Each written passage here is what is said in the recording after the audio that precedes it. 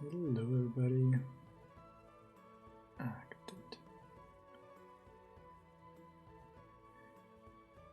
God damn it. Hey Sid. Thanks for being here again. I just cursed a little bit because I forgot to turn on the low latency for the chat, for the stream. So for me, for you, the video will be a little bit delayed. So sorry if I answer your questions a little bit late. Or, yeah. So, hey Spoondale. I hope I pronounced your name correct. Thank you all for being here. So, I hope everything works from the audio side. I hope everything looks good. Connection is stable. So, we can start with the stream. So, how are you everybody? As you can see, I'm working on the anatomy study today. Hey Jay, thanks for being here. Yeah, we'll continue with the anatomy study that I started a couple of weeks ago, and it's going to be a female echorche model. So starting from the skeleton up and putting all the muscles on top of that. And it's a great exercise to learn anatomy, so I wanted to do one with all of you, and this is the current state of the study. Hey Jace, hello from Germany back to you. Someone from Jamaica, that's cool. So yeah, right now I'm at the stage where there are just a few muscles missing, mostly on the forearm, and I wanted to clean up the bones on the foot, because right now, as you can see, it's really roughly blocked in, so not a lot of anatomical precision there. So I wanted to split the individual bones here up into the individual bones that you can see here on the left side, and then I can move on to add more muscles, so I have a solid base. Hey bye, Hangover, hello, thanks for being here. And yeah, as always, if you have any questions or want to talk about anything, just let me know in the chat. And this is something where we can share and learn together, so whatever comes to your mind, we can talk about and just have a good time. And if you're interested in supporting this channel, or if you want to join our Discord and get access to the recorded live streams from the past, you can check out the link in the description to my Patreon page. And the Discord is really cool. We're sharing a lot of stuff and helping each other out. So if you want to join, check the link in the descriptions. And yeah, so let's jump in, I would say. And yeah, I have some music in the background. It's not everyone's taste, but I like it. It helps me to relax. And I put it up there because sometimes I concentrate on the model to sculpt. So sometimes, yeah, I'm not talking, just sculpting, and this is just to kill the empty silence. Acid, is my name really Finn? Yes, it is. But it's F-Y-N-N, so Finn Großeblei. That's his name. Yeah, that's true. Hangover, what's your name?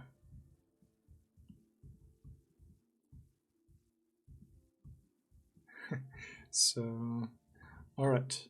As you can see, right now everything is combined, and I want to split that up first. So I have the feet here. And what I want to do is to split the unmasked points. So I have my toes and then the rest of the body. So let's hide some groups so it's easier to see.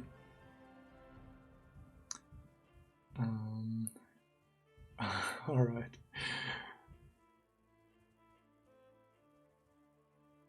Ziggy. Yeah, that's a cool name, man. Jay, is there a book or PDF you would recommend specifically on topology? Specifically on topology... I'm not quite sure. Maybe there's The Art of Articulation. Let's see. Yeah, there are some works out there for topology, but I can't remember the name. Zigimantus? Sorry. Yeah, I can't pronounce your name correctly, I'm pretty sure. Regarding topology, maybe 3D Total.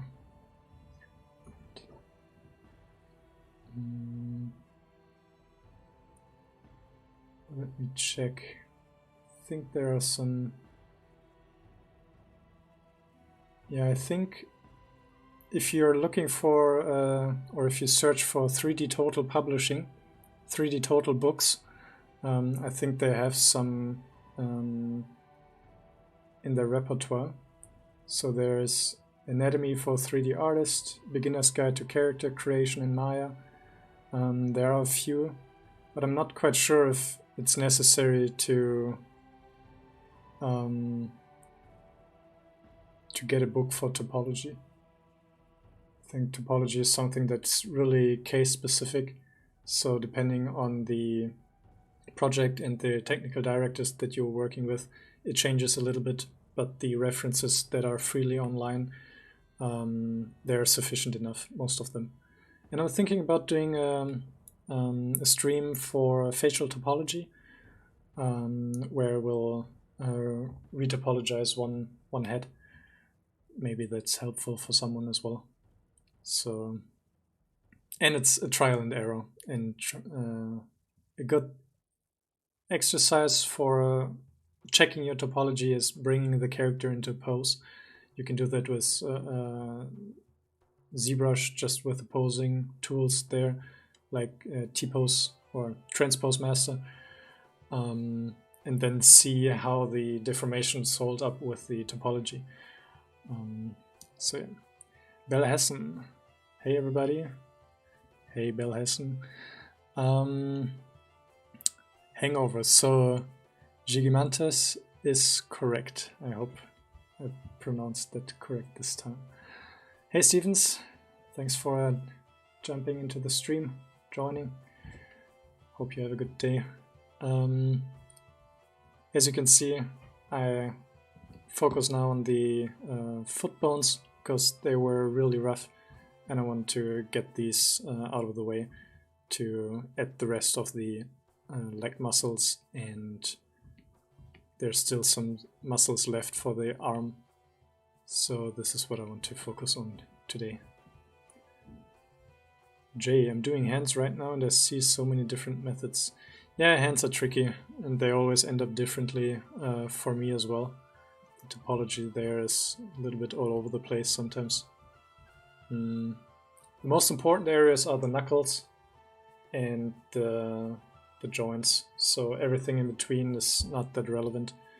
And different riggers prefer different edge loop techniques, so try out a few things and see what feels good for you. There are definitely bad examples as well, but as long as they're evenly distributed and if there are enough support loops for the knuckles, then it should be the right trick, so to say. A seed, is the woman old or young?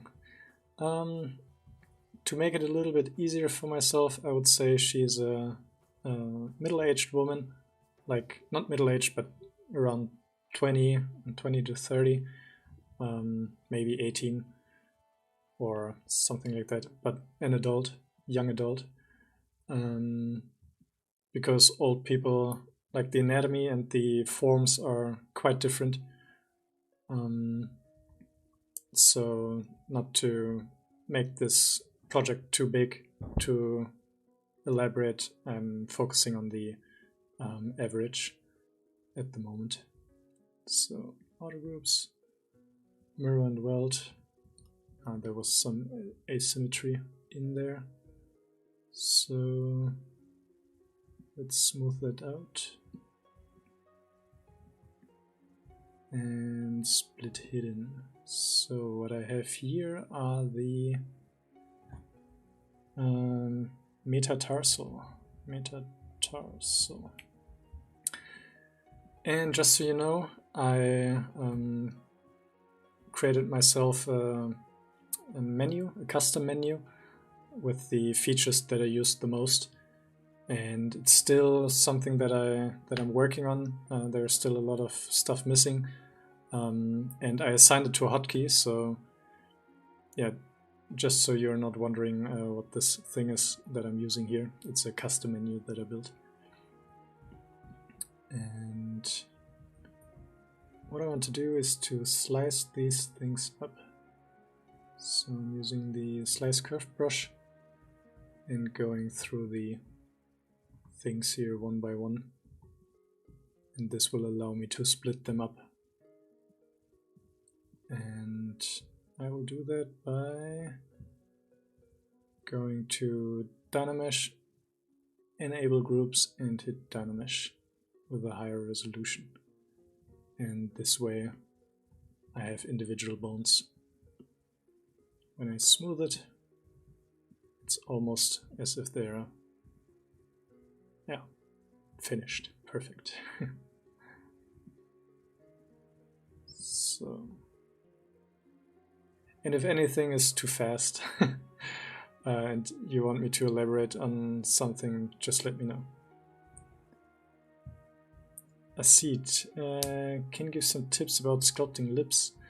I actually did sculpt the lips here in a recent stream.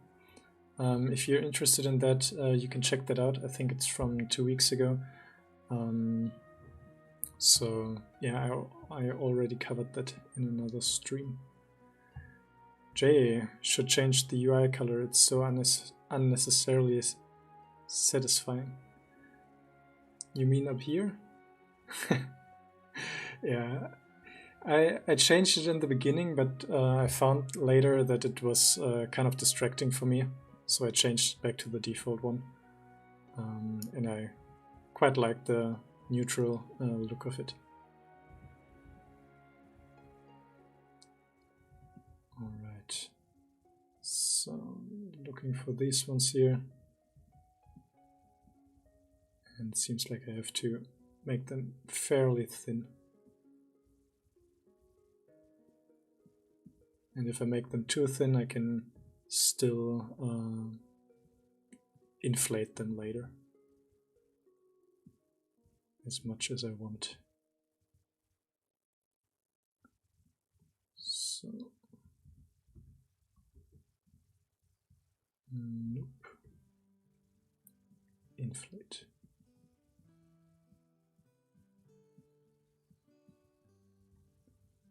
Stevens, custom menu is the real deal. I almost get rid of all the user interface, only keeping all the shortcuts and buttons on custom menus. Yeah, it's I don't know why, but for a long time I didn't use custom menus, and just recently I started using them, and it's so much faster. I don't know why I never did them before or used them before. So yeah, crazy stupid from my side. So move topological.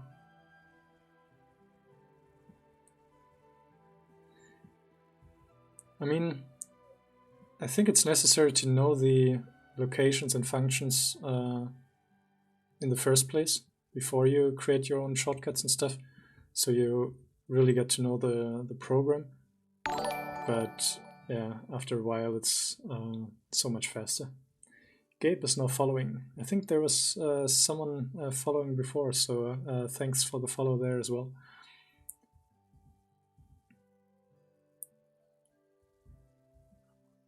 So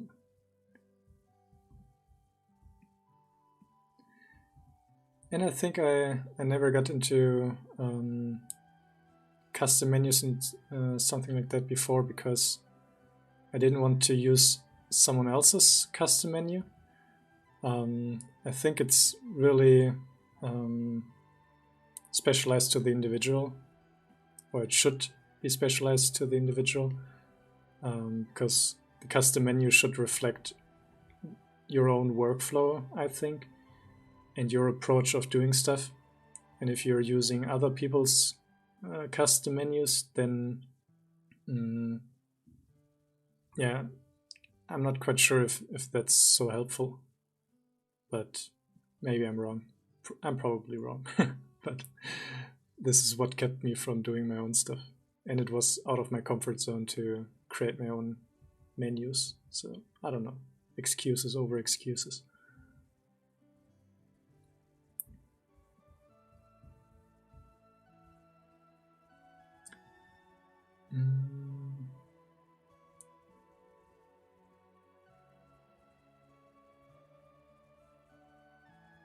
Jay. Yeah, I think you can customize almost everything from Zbrush, which is really cool, but also something that you can spend a lot of time doing. So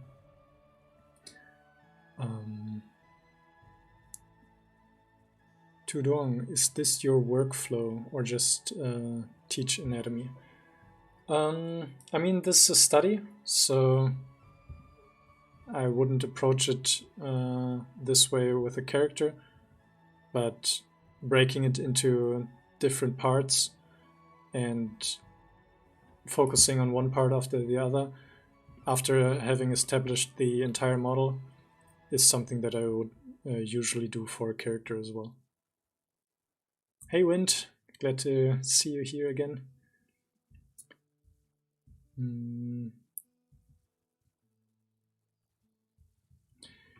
Jay, it's also probably super helpful to keep close to default since you show a lot of people stuff. That was another thing that kept me from using custom UIs and stuff, that it was harder for me to follow tutorials. So yeah, that's true. Maybe if someone watches and doesn't see where I'm or why I'm doing certain things, then it's could be a bit misleading or confusing. So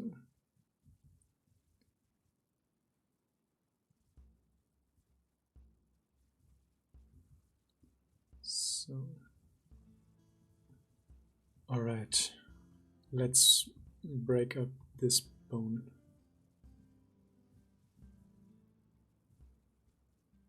So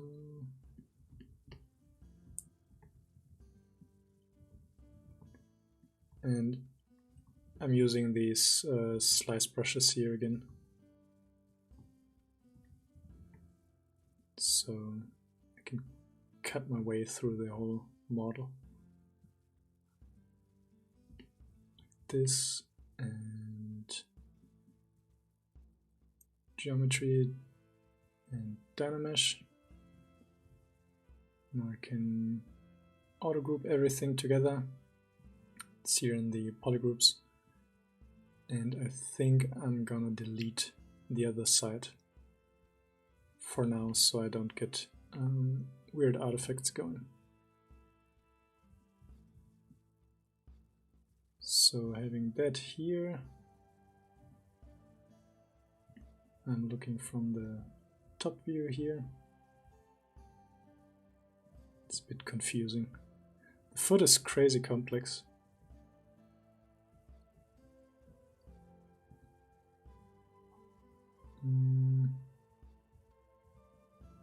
So this is that one.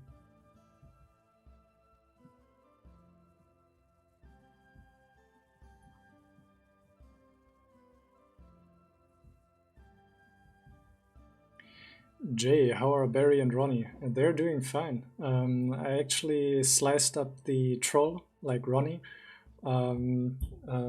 this morning, and now I have to do the supports for the print. And so in the next days, I hope I will have the finished or the first print of them. And I tested out putting Barry on top of his shoulders, and I think it's working pretty well. I still have to pose it and create a second troll for that, but they're on a good track. So thanks again for the input. It's a really fun model to work on.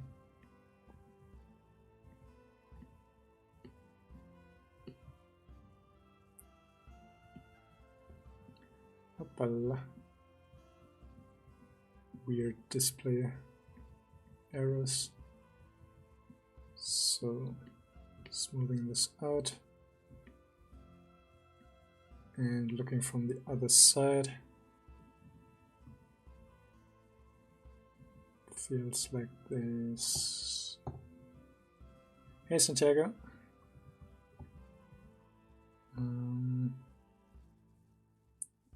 Alright.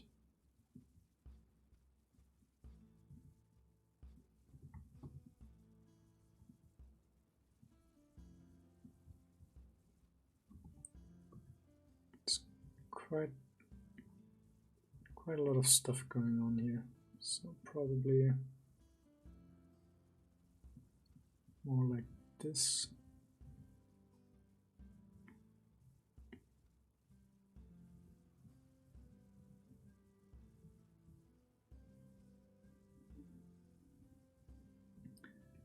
And I'm making the reference here a little bit larger so it's easier to see.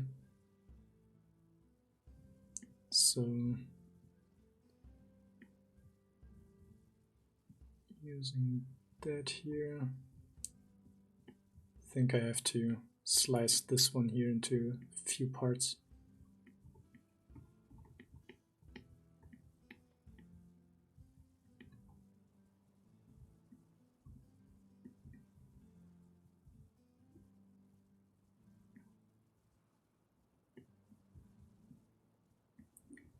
So let's do that. Slice curve, so 1 and 2, and dynameshed again. So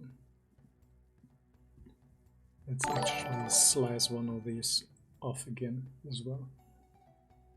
Matt is following, thanks for the follow. So move topological so we don't affect the other geometries when moving. And I can quickly push and pull these into that place. And the blue one is actually quite larger.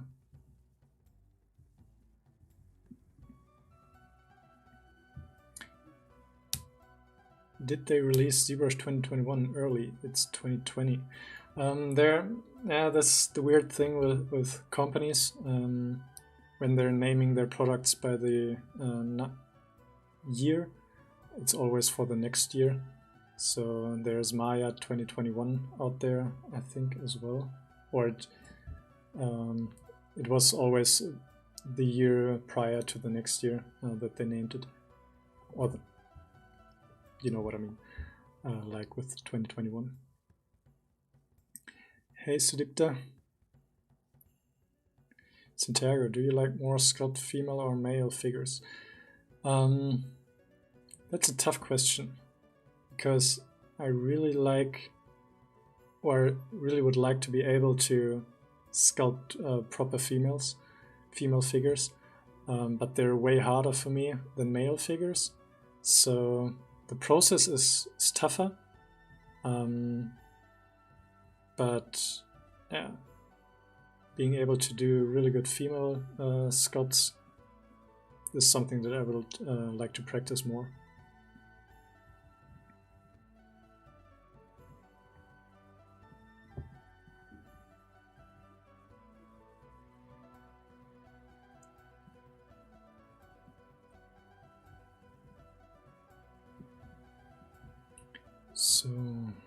these are closer to the bone before. So something like that. Everything fits together like a puzzle piece. Fabbing to Zen for personal pleasure. Alright, if this was a... What do you mean? Like doing sculpts for my own? No, not really.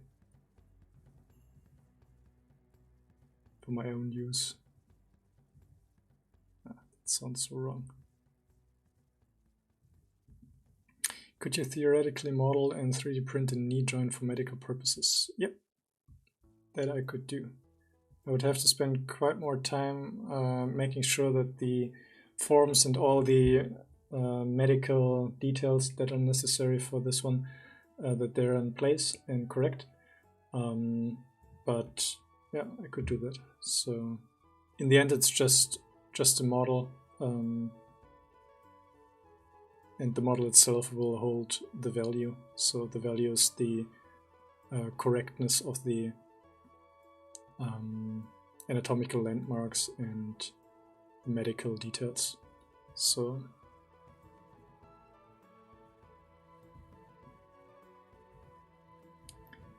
alright, let's inflate everything a little bit.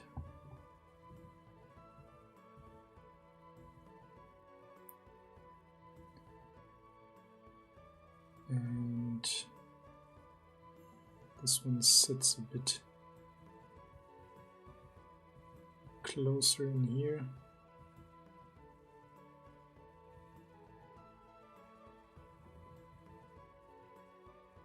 So like this.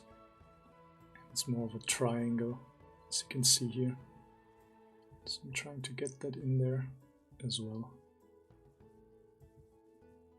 This is up.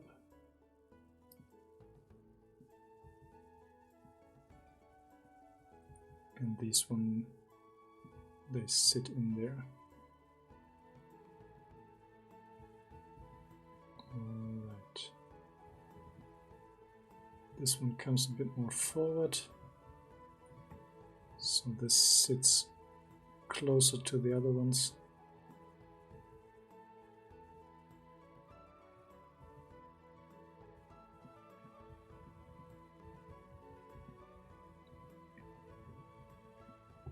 And here's a rounded form.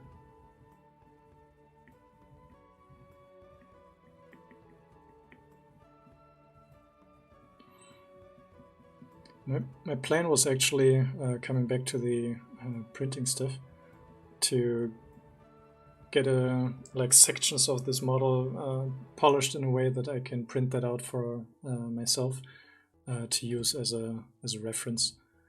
Because I already have this reference figure from 3D Total, and I think I would like to have one for the skeleton and deeper muscles as well, just as an addition to that, and especially the skeleton, because I think it looks cool and it's helpful to have the underlying structure visible as well.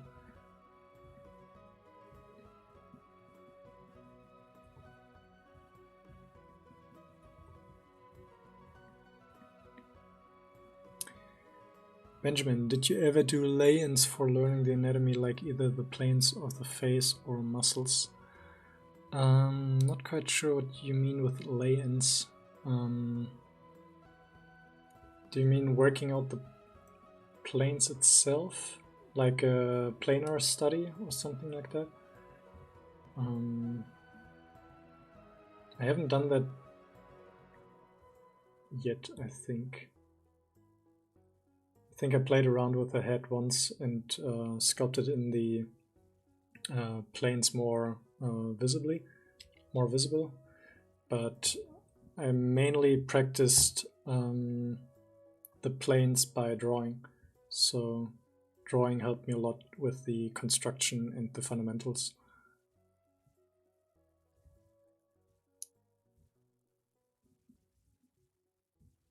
So this one's quite tricky. So there's this bone comes closer to this.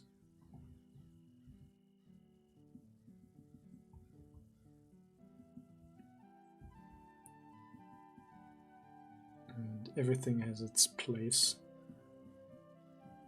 on the body.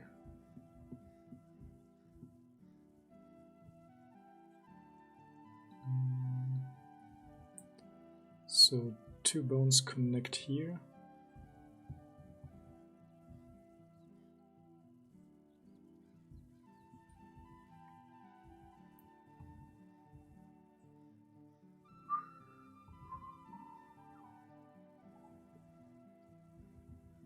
Alright.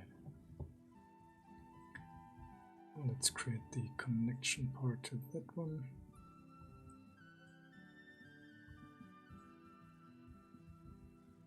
Just like that. Perfect. And this one sticks out a little bit. I think I have to create a shortcut for the move topological brush because it's really helpful and I use it quite a lot.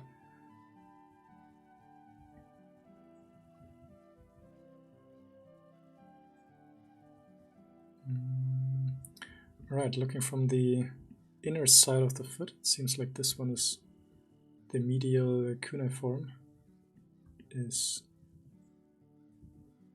quite large from this side, as well as this bone here.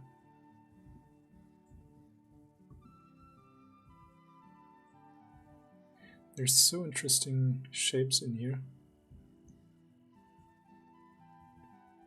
And from the foot, for example, it would be really cool to have a print, because it's so intricate and complex that it's really helpful to have it from all angles available.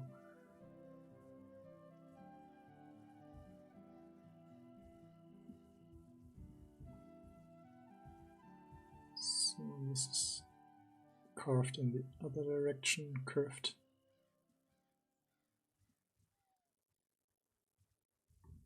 And here's like a ball joint, kind of.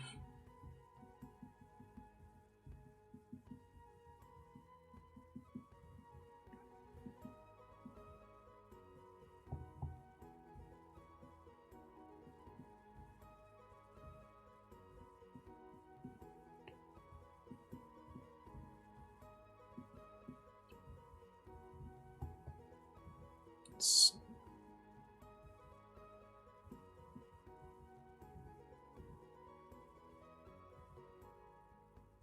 alrighty.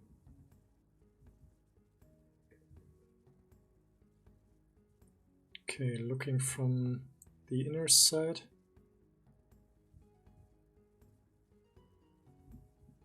The heel is way too long.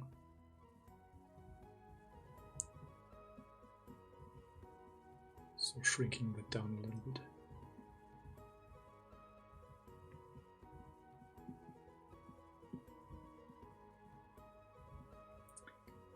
Jay, what's your favorite fantasy world? That's a good question. I really like the I think I have 2 favorites. The one from Name of the Wind from Patrick Rothfuss, and the other one I would say is Tal'Dorei from Critical Role. It's a role-playing game. It's a Dungeons and Dragons show, and I really like the world and the characters and stuff like that. So I'm really stoked that it will be an animated series in a few years, and I can't wait for the world to come to life. So these 2 definitely are one of my favorites. Hey Georgie, how are you?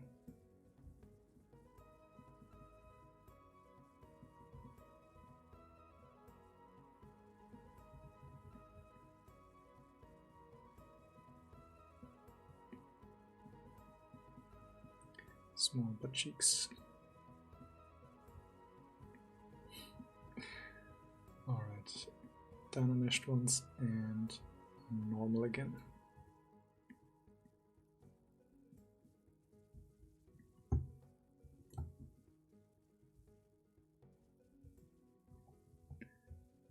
Oh, with Ashley Johnson. Yes, exactly. I haven't checked it out, so they basically make their own world while playing the game. Yes, so there's the Dungeon Master, Matthew Mercer, who's a voice actor as well. And yeah, he is creating the lore, the entire world building and stuff. And they're creating the rest of the story together. So this is why I really love that show. It's collaborative storytelling. So improv theater, improvisational acting, and yeah, the moments that come through that, or that get created through that, they're amazing. And it's a lot of fun to watch. But they have so much content. So yeah, if you're I don't know, on a break or want to binge something, you have a lot to binge with this show. They have a few hundred hours of content there, and yeah, it's quite nerdy, but a lot of fun. I really enjoyed it. And I actually did a fan art of one of the characters. It's Caduceus. It's on my channel. This looks like a faun. I'm not sure if that's the right word. But these, it has pink hair, these animal goat like ears, and a wider nose. So the designs from that show are really cool as well, because they get a lot of fan art, and some of them are amazing. And yeah, it's all on YouTube. It's all for free to watch. And I started with the first campaign. So campaign 1. And it's funny that it's called campaign 1 because they start with the streaming, in the middle of the campaign, because it started as a homebrew, as a home game that they played for themselves, just as friends. And then they thought, why not stream it? And it became the biggest live show in D&D. And yeah, it's a lot of fun. They're all really great voice actors as well, which spices up things. And yeah, can really recommend it.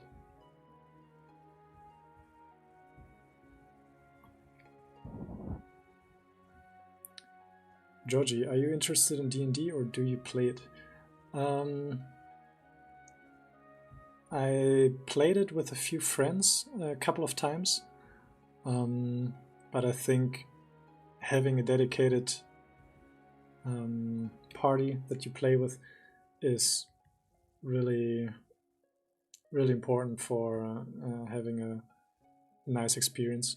And yeah, it was hard for us to keep a schedule and things like that, so it fell apart again. But it still was fun, and we're talking about things from the campaign as if we have experienced it ourselves. So, Jay, yeah, isn't it like half the Last of Us 2 cast? Yep, they're participating a lot in the AAA titles. So, and animated shows and stuff. I think some of them were in the English version of Dragon Ball, so a lot of them are known. And then, yeah, games like Last of Us or Walking Dead or something like that. And fantasy games, obviously.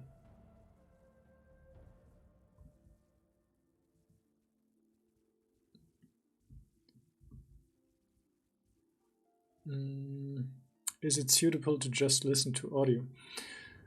I had it on my second monitor for quite a while I was working, but it was very captivating. I hope that's the right word. So it was kind of distracting because I got pulled in all the time, and yeah, I had to stop it because I got very unproductive. But I think if you're just listening to the audio, I think there's a podcast version of it out there as well, that you can put on while working or whatever. So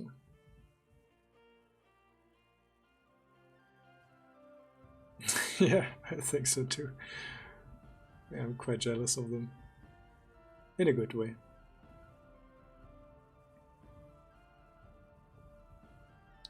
So here's a little bit of the bone coming out again.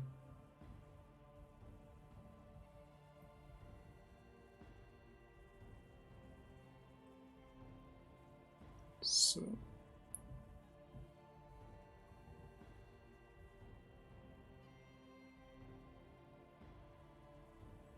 Georgie, that's awesome. Oh man, yeah, I would love to work on some D&D stuff as well. Cool, congratulations that it was so successful. Was it based on miniatures as well? Like, was it the miniature package?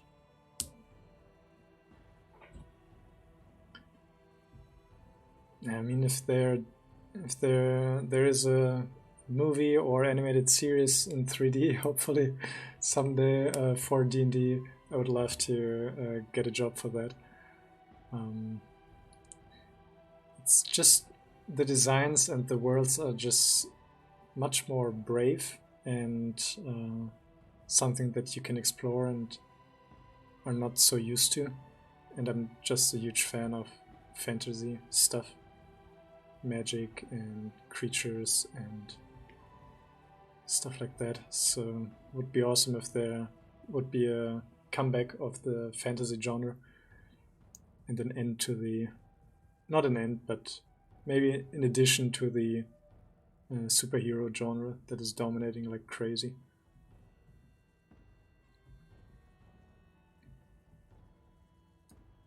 So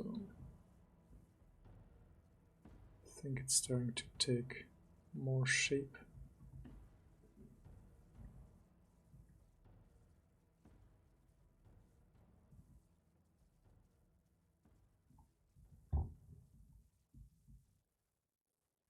Baldur's Gate.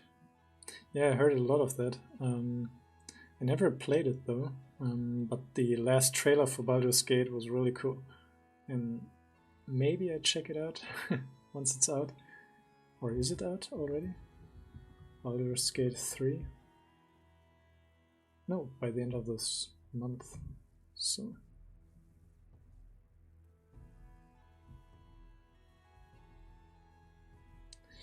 we are thinking of adding loads of stuff in the future to it. There's lots of potential. The world is based on Slavic mythology. Introduces lots of monsters and stuff. That's really cool. Yeah, I think this is where D&D has a lot of potential to bring in all the different cultures and make that part of the pop culture. So yeah, all the best with your campaign, man. It sounds really cool. Yeah, if you're searching for modelers, let me know. I would love to do some miniatures, definitely.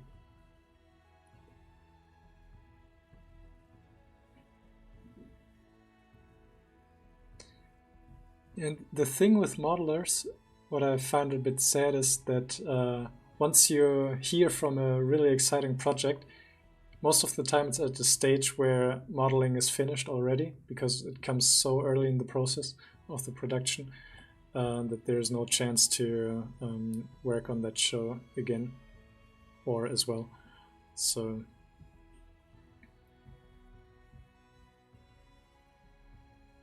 Alright, I think the foot looks better than before, and that was my main goal. So I will mirror it over now and move to these ones.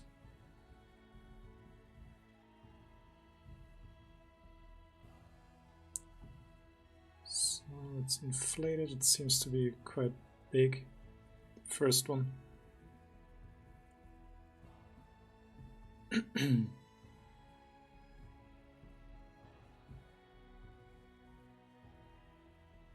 That's a good view here. Still a lot of stuff that's not correct. So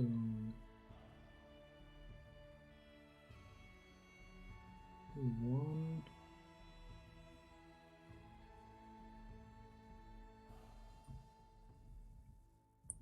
This one is slightly curved.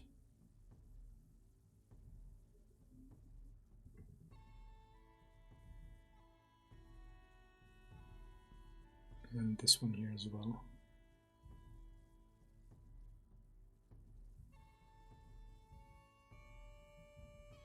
And the same with these.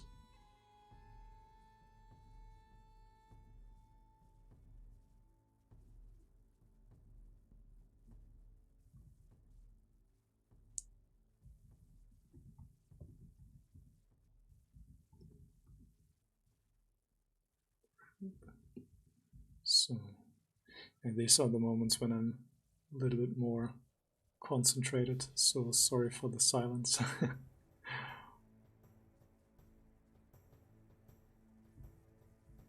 Bullfinch, you do really delicate work. Thanks a lot.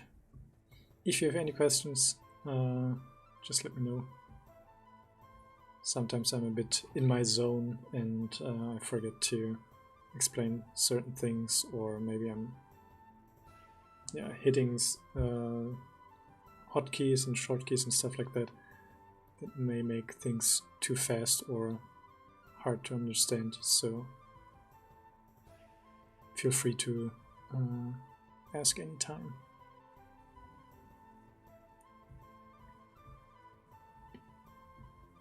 I think I will increase the resolution a little bit. Or no, let's make it proper. Zero measure and zero mesh. And subdividing it. Around about, subdivide, and we're good to go. Georgie, do you have any experience in modeling for miniatures? Is there any specifics to it that you need to keep in mind during production? Wondering how different the workflow is before it's ready for print. It depends on what size the miniatures are going to be. If they're like display miniatures that are a bit larger, then it's not that different than creating a character for AAA games, for example, or for movie production. If they're really small, then things have to be exaggerated, and it's sometimes, for example, if you have bandages on your arm for a proper film character, you would have a proper thickness of the bandages in there, but for a miniature you can have a cylinder just scaled, so it's a flat disc and it fills or cuts through the entire arm, so yeah, you have a disc there and not a ring, and this way you can make sure that it's a watertight mesh and that there aren't any holes between the individual objects. So yeah, there are different approaches, I think, for miniature sculpting there.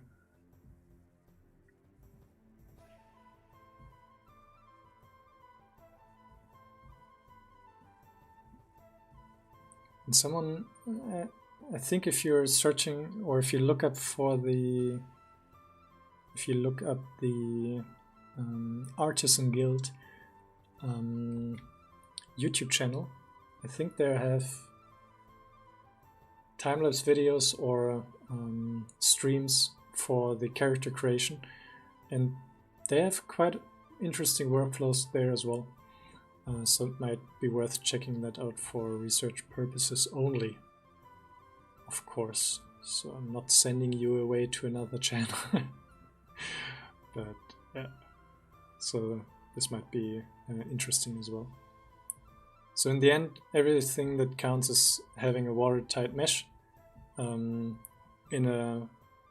proportions relative to the scale.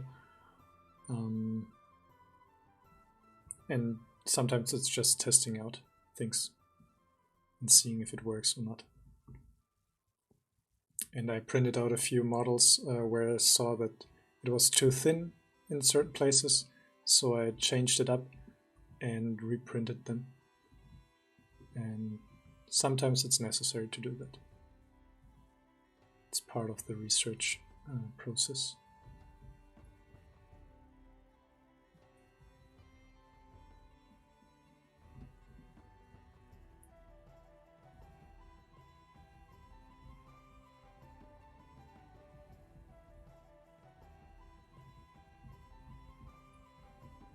Alrighty.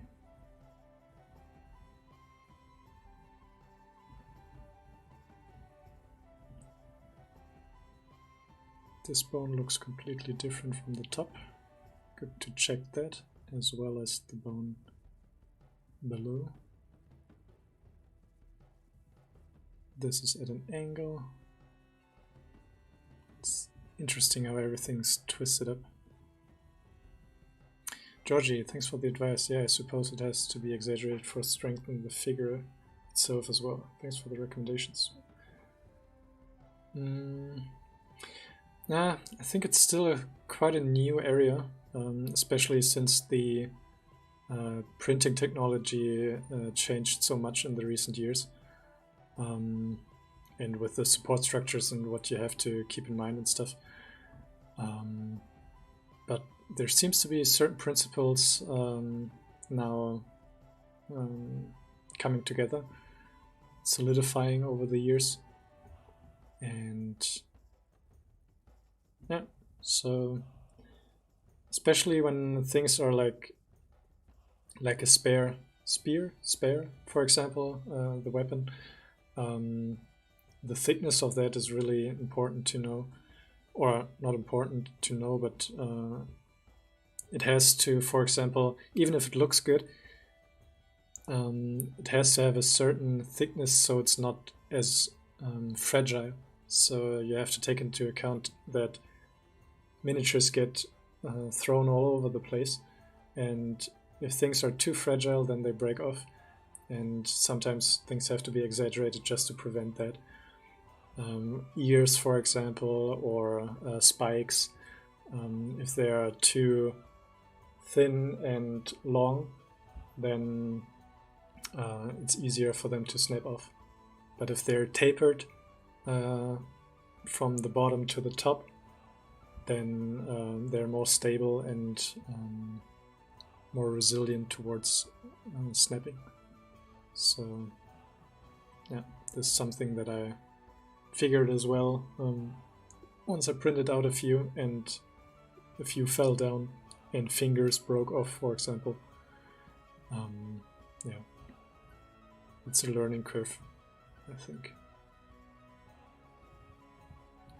So, Wolfinch, how do you make the red lit ears in the final renders? Do you make light sources for each ear separately, or is it a texture setting? This is a really huge light behind the characters most of the time. It's a single light source, and yeah, I make it so it's not visible by the camera.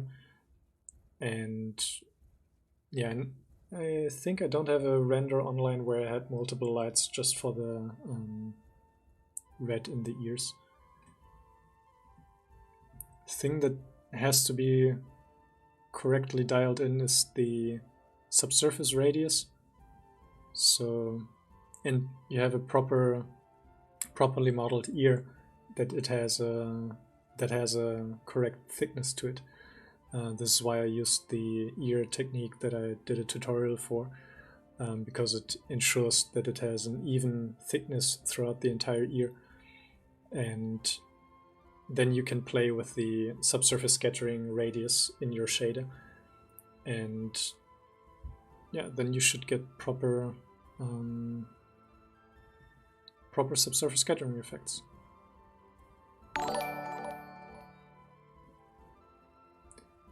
Anushri has subscribed. I hope I pronounced the name correct. Thanks for the sub.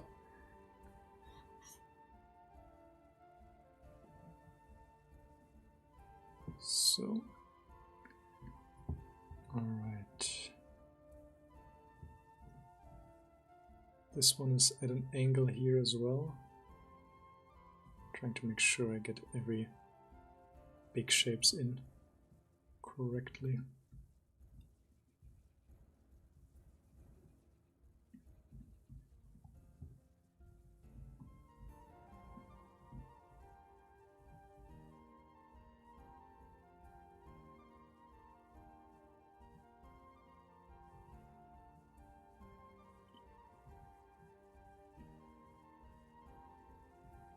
And I don't know if you're using Maya or another program, but I did a tutorial on my rendering process and rendering setup in Maya, but I think it can be applied to Blender as well. So if you're interested in that, you can check that out as well. Alright, I think I lost the roundness here. So I'm trying to get that back.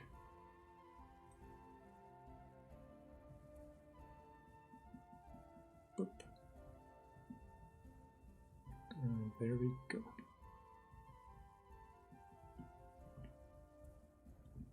Alright, that's starting to look like the reference more and more.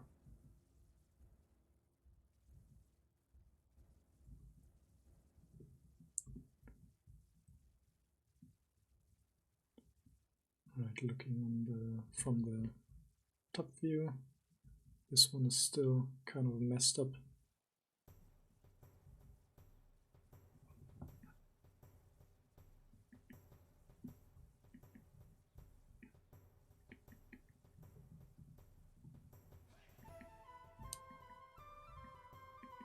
So, no, come on. Alright. Cool. I think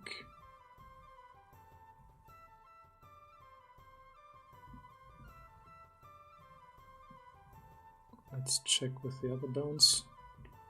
They can now be put in their correct places.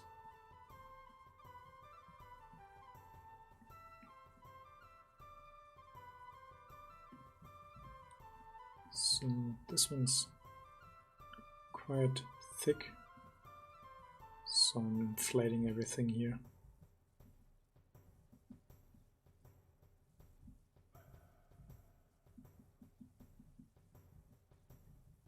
And I think I will do a zero measure pass on this one as well. I know that the silhouette or overall form will not change, so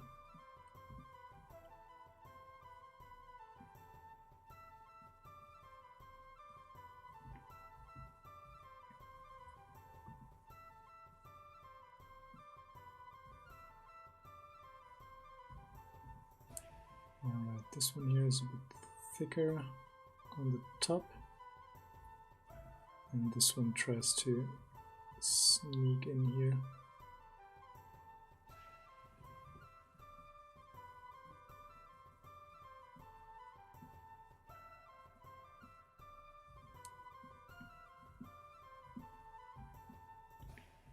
Like that.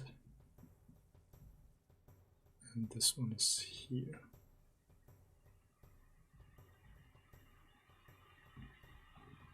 Alright, I won't go into too much detail here. This is something for me to polish once I'm done with the on-stream project, so to say. But it's much better than before.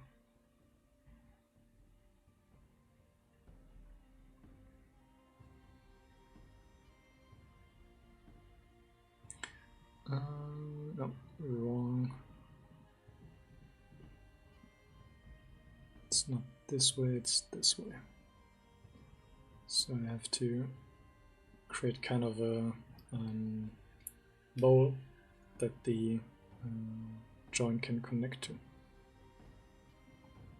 So kind of an insertion here. Whoop.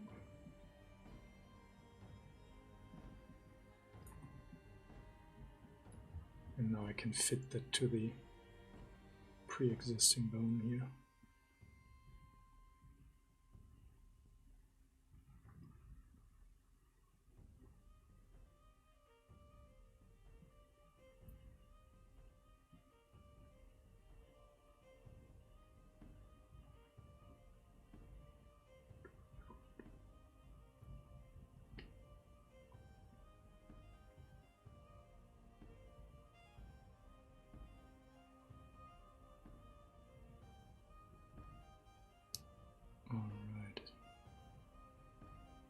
Okay, so the big toe bone is really big. So delete by symmetry. This way I can more easily manipulate that here near the center. Because if I turn on the symmetry, then, and if I make my brush too large, then the behavior is like really annoying. So sometimes I like to delete the symmetry just for that.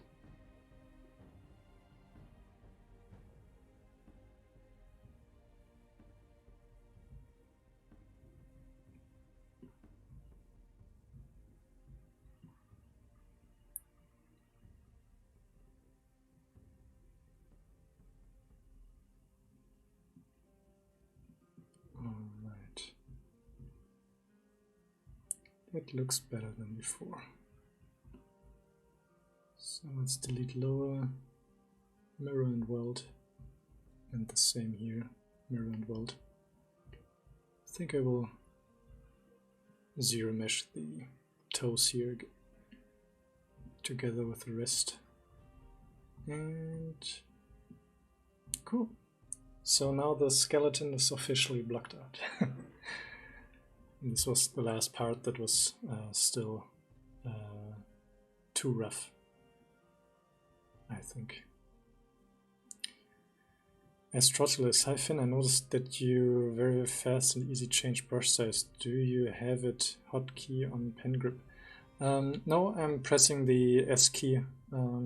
It's the default hotkey, but yeah, I'm.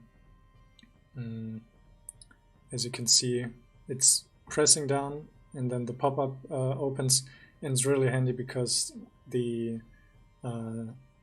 cursor is already on the button for the slider, so it's really fast to change it. And yeah, it's a good hotkey to know.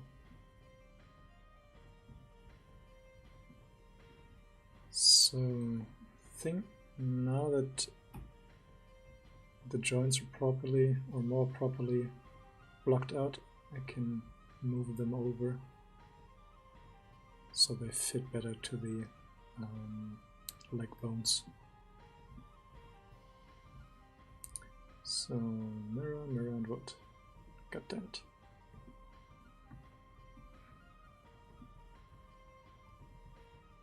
So now mirror and what? Perfect. So let's check if the muscles still are in place. No, they're not. So I have to adjust them. There are very small adjustments here.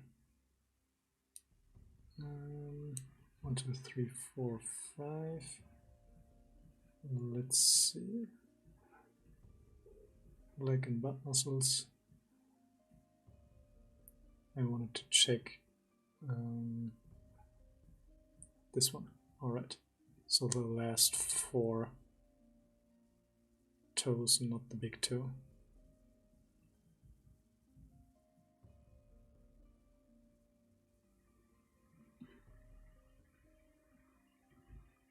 And the same for the bottom one.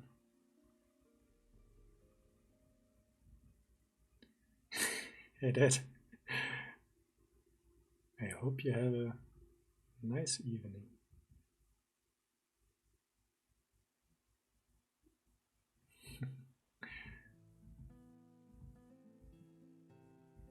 Still going strong today. Still have to... Well, my goal for today is to get it closer to a finish line, the whole model. So there isn't a lot left before I can move on to the face. So yeah, ambitious for today, but maybe I can achieve it. So there's still, I just saw one muscle here, the hallucis longus. It seems to be an underlying muscle underneath the ones that I can see here. And there is a, where is it? Small tendon coming out. So I think I want to capture this one because it's for the big toe. And I don't have to worry about the muscle there because I won't see it. But it gives me the detail for the foot. So that's really cool. And it completes the tendons for the other toes. So I think it should come out underneath the, which muscle is it? Tibialis anterior. So there we go.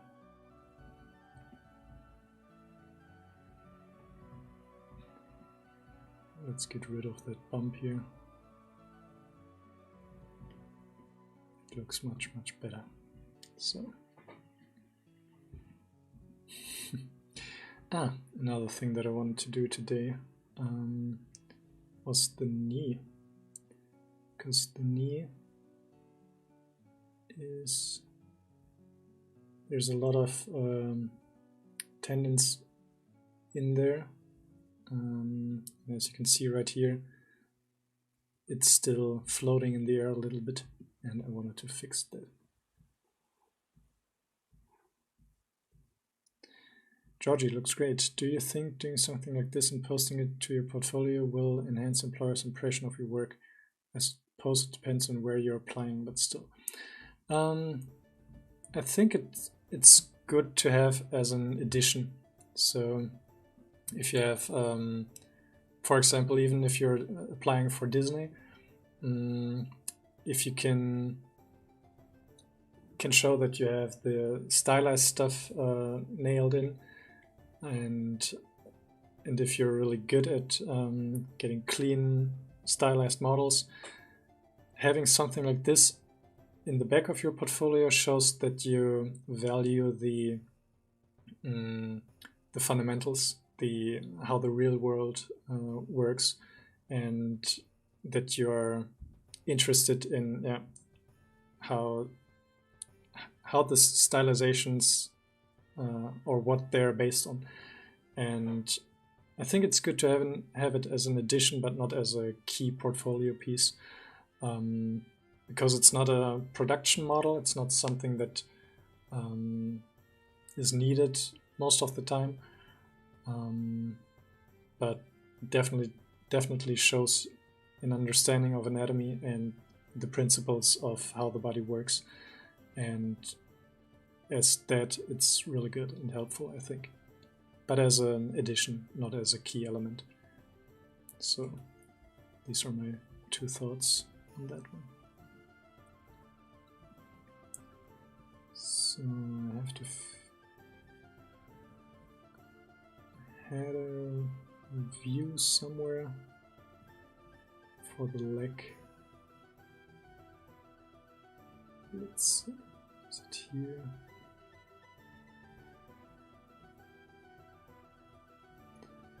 I have to search through my library here. I think I'm gonna go with which one am I gonna go?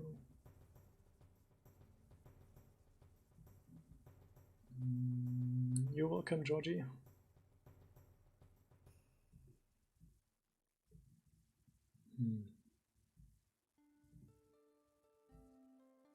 Shoulder, leg muscles.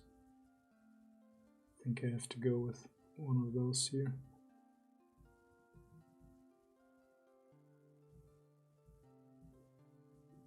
Yeah, let's try this one. So what I'm going to do is to insert a polysphere and move it into place so I can use it as a base to extract the ligaments from. So moving that here, and what I can do now, which should give me a good start, is to use project and project all with a higher distance. And this way I should have a more or less solid start to sculpt the rest out. So let's give it a bit more proper projection. So something like that. And project all again. And this is good. Doesn't look good, but it is.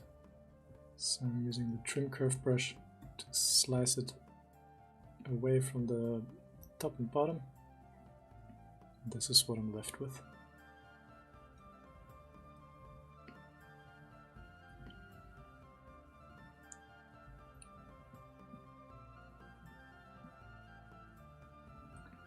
Cool. So I can now start sculpting the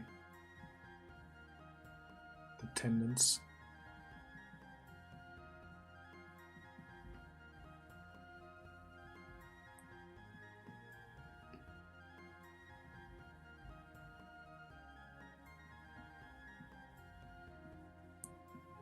Alright, let's see the side view. It's really hard to see here, but it's going underneath this one. Yeah.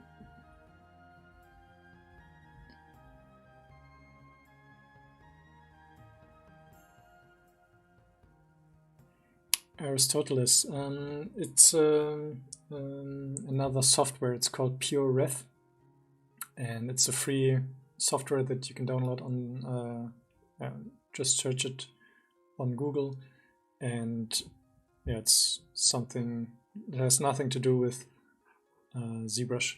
It's a third-party plugin, not a plugin, software. It's called PureRef, P-U-R-E-R-E-F.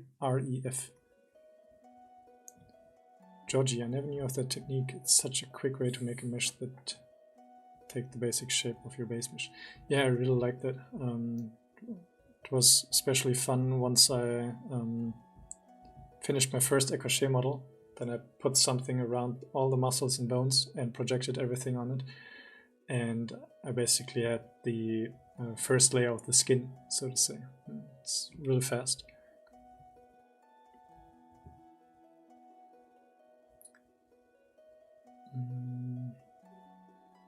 Yeah, thanks, Georgie. So let's zoom back in here. Hard to see.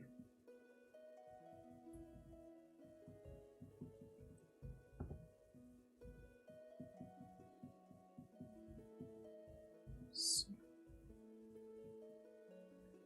right, I think I will leave the patella, the kneecap, free, so it's not covered by the ligament.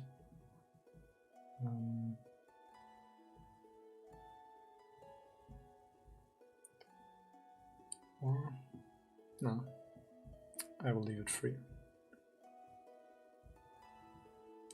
because it should actually come out of the rectus femoris, but I think I will combine them later once I'm done with everything here.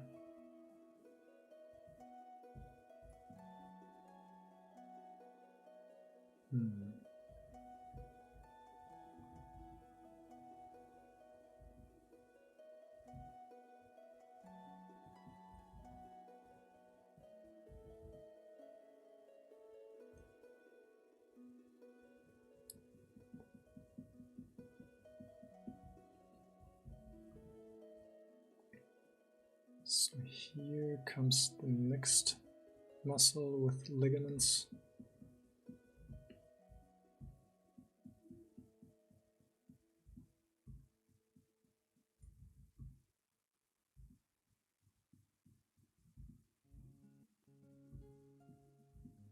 So yeah, I can get rid of all the other stuff here in the back.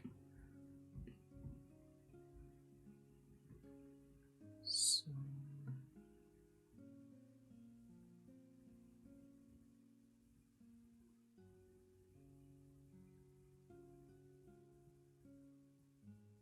yeah, I think that's fine.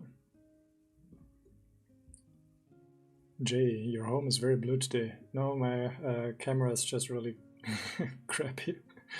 So yeah, the white balance is, I can't how to configure it correctly. I still have to get a new one, a new webcam, or a proper cam for streaming, or I don't know, a proper cam. But they were extremely expensive during the Corona times. I'm not quite sure if they got a little bit cheaper now, but the last time I looked it was 4 times the usual price, and that was just too much for me.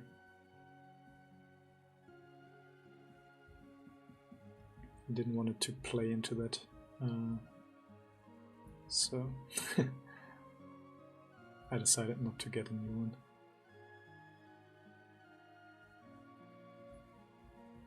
So quickly check. I'm just looking at which side is higher than the other one.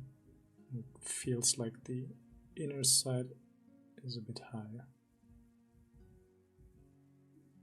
So yeah, obviously it's above the kneecap.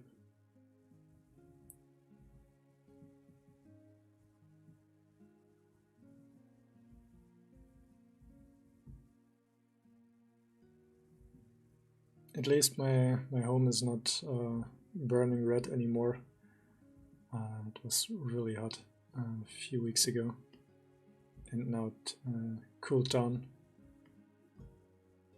fortunately.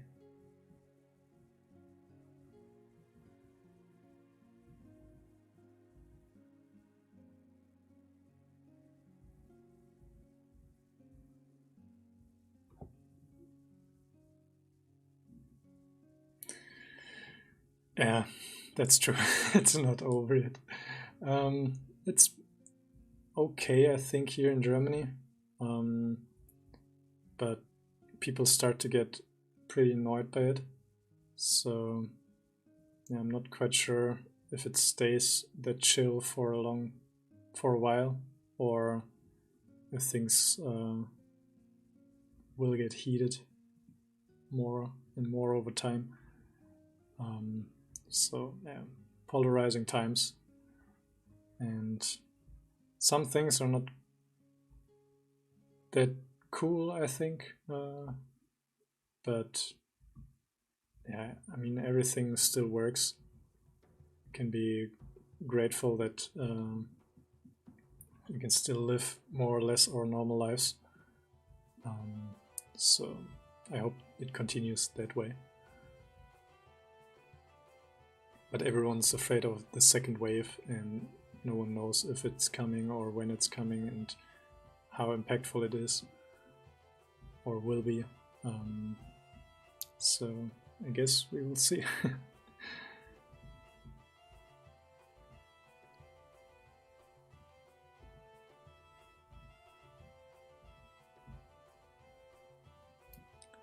So let's mirror and weld that over. Delete lower, mirror and weld.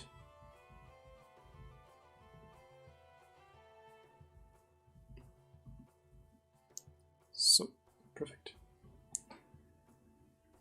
Georgie, the numbers are rising in Scotland again. Hopefully they go down, though I don't want to go back to my normal job. If only they can keep me on furlough for longer, I can just draw all day. It definitely has its advantages, that's for sure. Yeah, I don't know. I hope everything comes back to normal by the end of the year, maybe.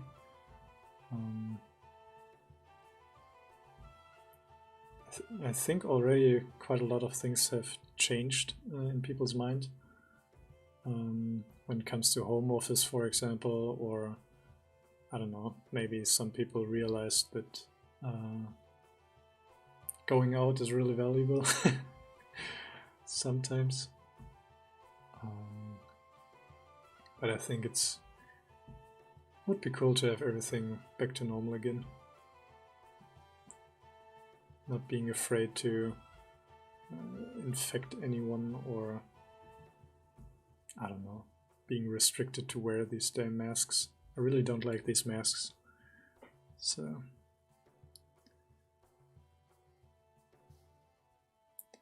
I work from home and I've been dead for like 3 weeks, so I've just been sculpting. Yeah, I hope that people can use the time to do the stuff that they always wanted to do. So yeah, maybe some new sculptors arise from the depth and yeah, see their potential. Would be really cool.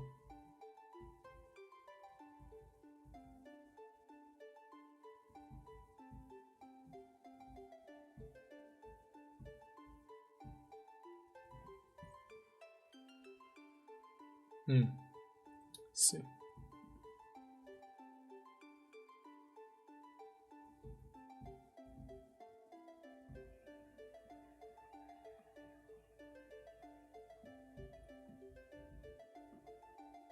Alright, I think the ligaments here are done. And then I'm good to move on to the arm muscles. So yeah, we're getting closer to a complete model.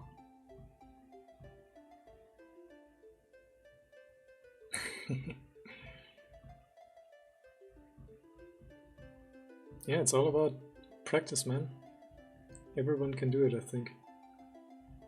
But not everyone likes to do it, so I think this is another thing to keep in mind. But practice and learning from the right resources, and there's a job for everybody then, I think. So, arm muscles. Let's go. With which should I start?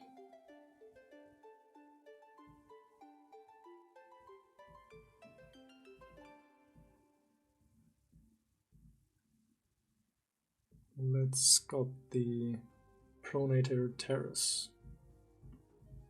So I have my biceps muscle and I'm using the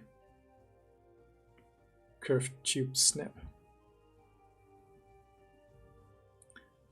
So, a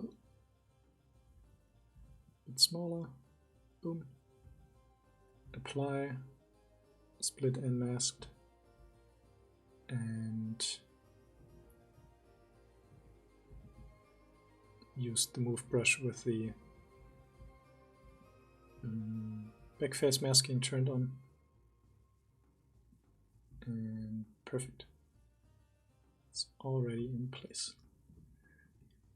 Georgie, hey, by the way, what's the copyright policies for streaming on YouTube and Twitch music-wise? Just wondering if I ever stream what I'm allowed to play. I can hear that you have the 2-hour Celtic compilation, or some of their songs. Yes, that's the, like, all of their songs for the second edition, if I'm not mistaken. I got a lot of problems when I used the other Celtic edition. I'm not quite sure why, but it seems like the algorithm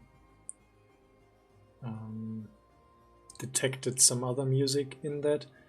That was copyrighted, and it threw me out of the stream. So yeah, I would be careful and searching for copyright-free music is, I think, really annoying and hard. There are some services that offer free music, or not free music, but with a paid subscription, like Epidemic Sound. But yeah, I haven't used them before.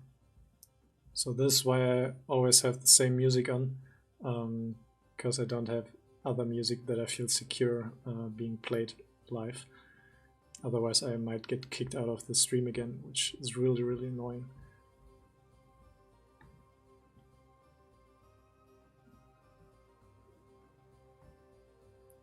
So this one, let's leave it. Alright, so this one is called Pronator Terrace. You can search no copyright playlists on YouTube. It seems too easy to be true, but I think it's the case. Yeah, good point, Jay. What you can do up front is to make a private stream, just to test it. Maybe that's something that I will do as well. A private stream where you just play your music and see if you get thrown out or if there are some issues. And then for the next stream you can be sure to be on the safe side.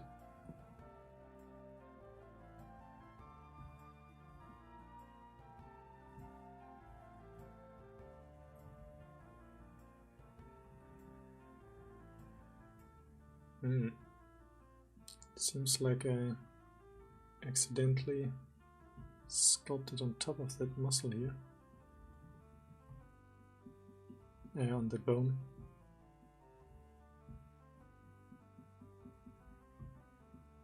It's not supposed to look like that. There's a few channels strictly dedicated to just that. That's cool.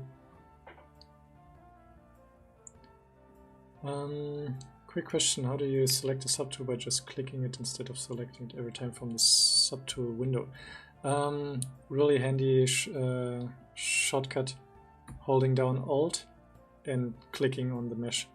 It took me a while to notice that as well, but this is something that I use all the time. So holding down Alt, so you can see the minus thing there, just like Jay said. Yes, and N is the other one. It's like the brush selection tool or brush panel here, but just with your subtools, which is really cool as well.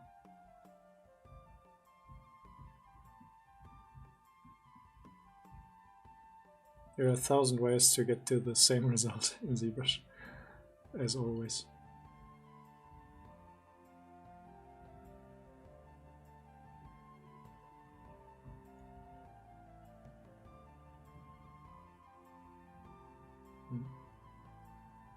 There we go.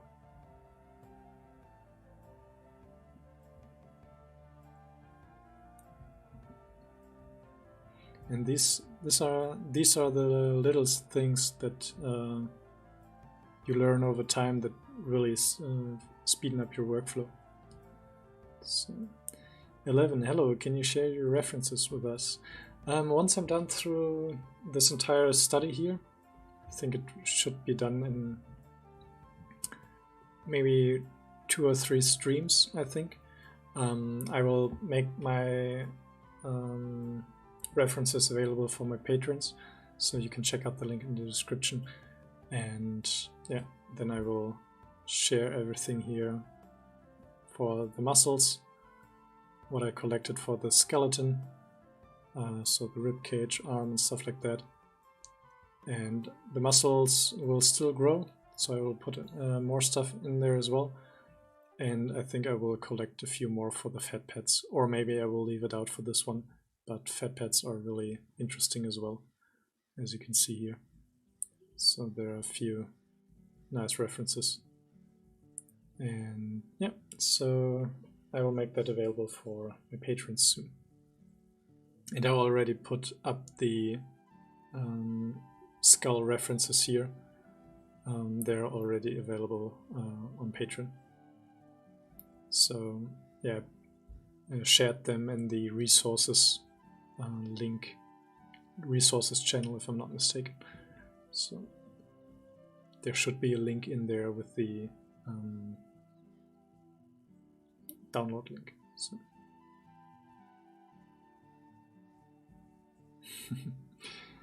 And there's more coming here, so I will put more stuff in there. There are still so many things where I had to look up other stuff because it wasn't on there, but I think it's a good start already. So, arm muscles. Let's check.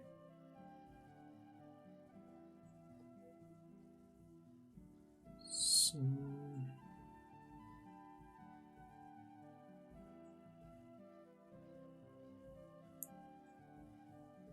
let's move that over here, because what I want to see is the... Here's a case where 2 things look different on the references. As you can see here, the brachioradialis, however you want to call it, it's just one muscle here, but in this reference it's almost 3 muscles. Let's see, yeah, 3 muscle heads.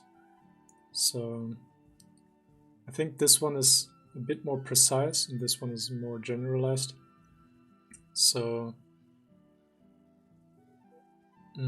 judging from this reference, I would say that the brachioradialis has 3 strands, but is 1 muscle.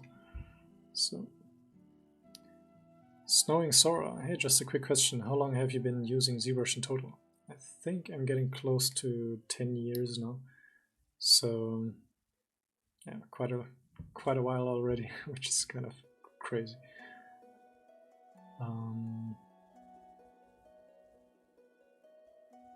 So, yeah, I think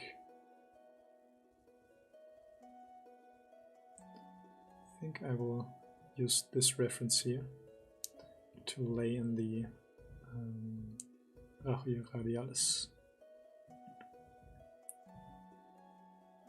So curved tube snap. Should I use snap? No. I want to have just the curved tubes. And for the size, I want to use big fall off, something like that.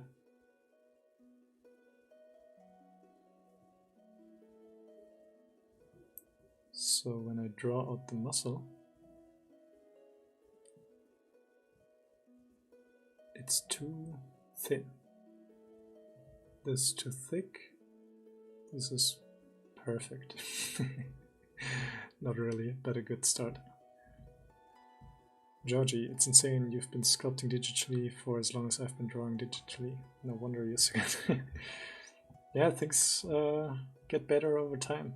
But I started out as like everybody else. And I think I could have progressed faster if I would have studied a bit more efficiently. It was a bit all over the place.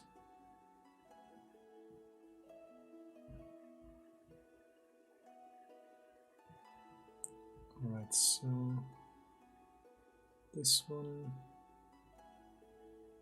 sits right here.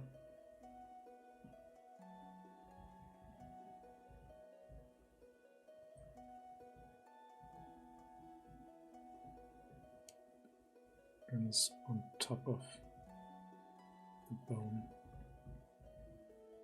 So it's more like this.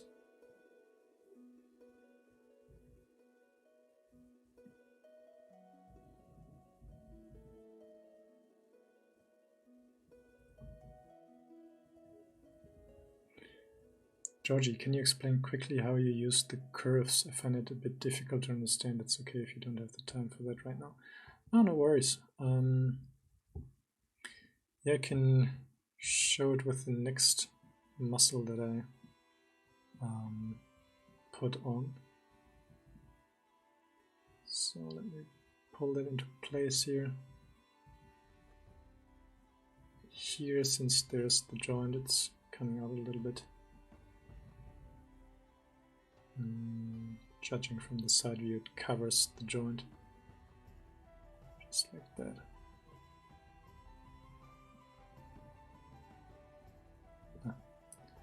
And split and mesh points.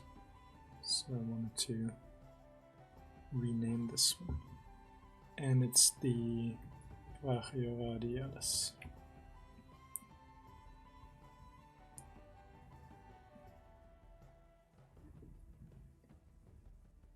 So let's use another muscle. Which one shall we do? Let's do the palmaris longus, which is connected from this corner here to the middle of the wrist. So yeah, I like to use either the curved tubes or the curved tube snap brush. Yeah, like they say, the curved tube snaps to the surface. Which is sometimes really handy. Sometimes it's a bit annoying, especially if you're working with multiple subtools that you draw over. Then the projection of the curve sometimes gets messed up. So in this case, as you can see here, there's a lot of depth differences. This would mess up the... or let's give it a try. So, for example, if I draw over this, it's really messed up because it snaps into nothing or from one object right to the next one, which is going deeper. And this is where I use the curved tubes brush. And let's go in here. So a few things that I use most of the time is the under stroke and then under curve modifiers. You can turn on the size and then customize the thickness along the curve. In this case, I think it's dialed in more or less correct. I think I can move that one backwards a little bit more. So it's more on top of that, just as for demonstration. And sometimes if things get messed up like this, what you can do is when the cursor is blue on the mesh, click and then press down shift, and then you can smooth the curve, which is really handy. And yeah, so these are the, looks like a sperm.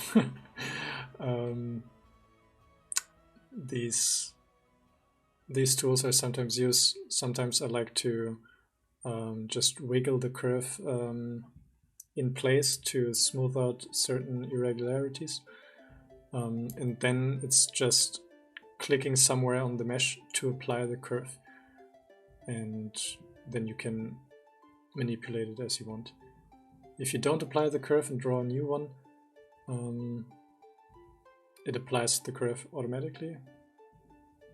Actually, I thought he would draw a new one. I think there are curve functions, curve. Yeah, and then there are a few things in the curve menu here, where you can, for example, lock start and lock end and put on an elastic, and this way you can elongate the entire curve and manipulate it as you like. So there's a lot to play around with.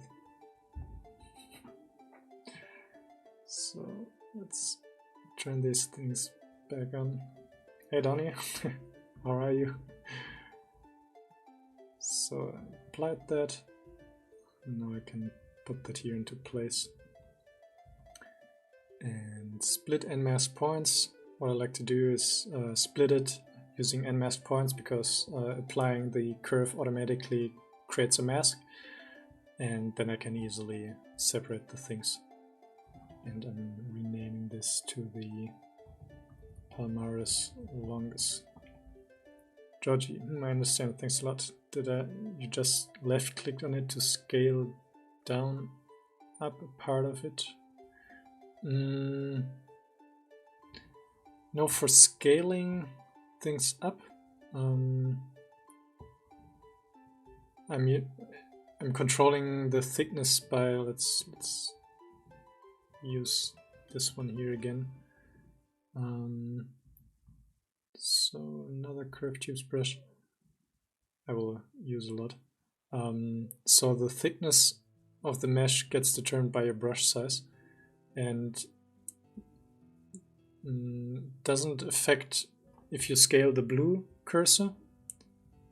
So if I apply it and I scale down or scale up the blue cursor, it doesn't have an effect on the size. You have to reduce the draw size, and this will affect the thickness. And once I applied it, I used the normal smoothing brushes to inflate it, or no, deflate it. So we can actually use this one here to move here into place.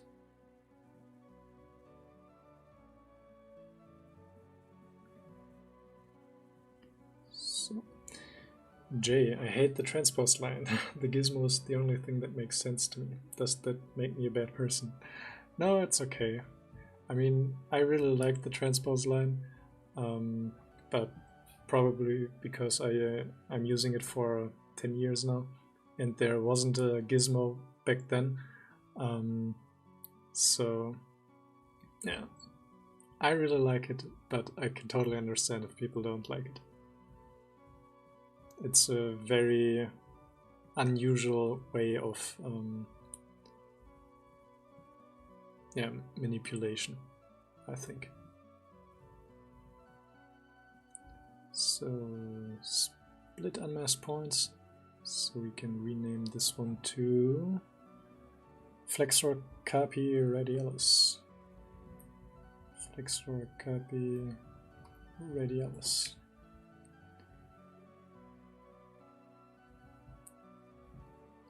This one sits underneath there.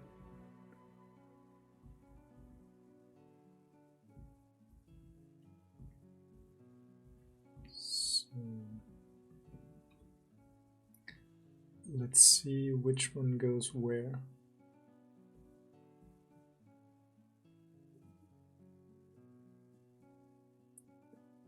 Alright. It seems like this one sits on a bone of the wrist.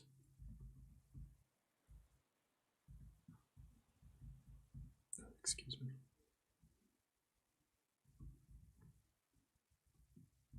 And this one seems to be quite thicker here, covering most of it.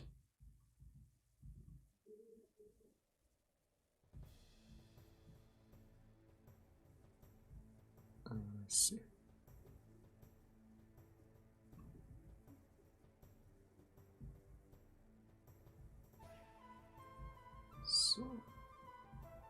There's a lot of stuff going on in here. So 1, 2, 3. Let's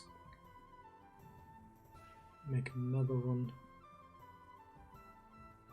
And another one.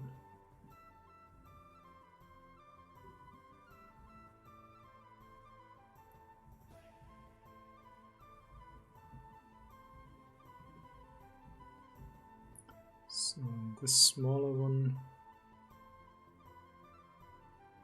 Oh boy, everything's going over each other, in and out.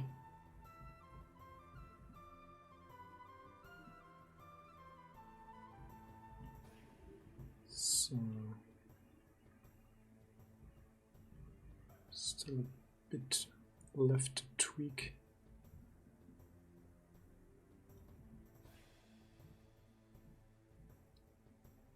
The bulging area here is around here, so I want to make sure I get that in there. And split and mass pawns. Yeah, the forearm was actually the reason why I started my first echorche model, because it was so hard to understand that I wanted to do it once by myself.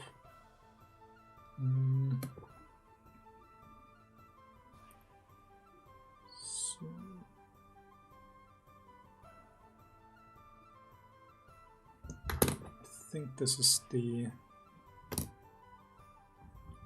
flexor digitorum profundus.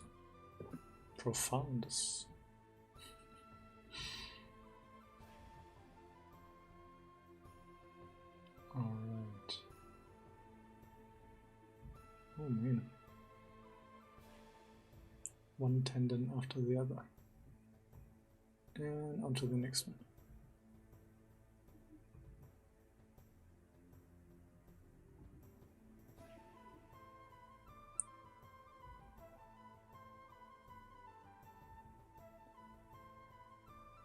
Seems like this one sits more on this bone here.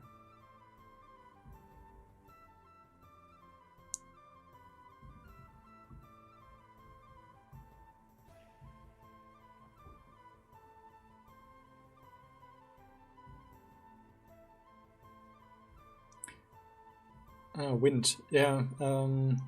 The transpose line is really good for measuring, I think. I like to use it often. Mauricio, do you have a shortcut for increase the size of brush? I'm using the S key, which is the default shortcut for bringing up the size. And so I'm clicking it, and then the cursor is right on the button already. So I just have to click and press down. And it's kind of in my muscle memory now that I click and can drag and drop, or drag the size that I want. And yeah, so it's really handy to know.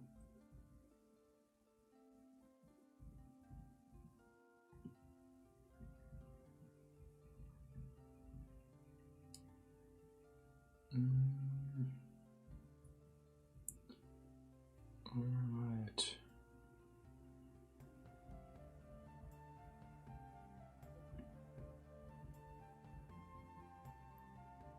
Let's see. I think this is looking okay.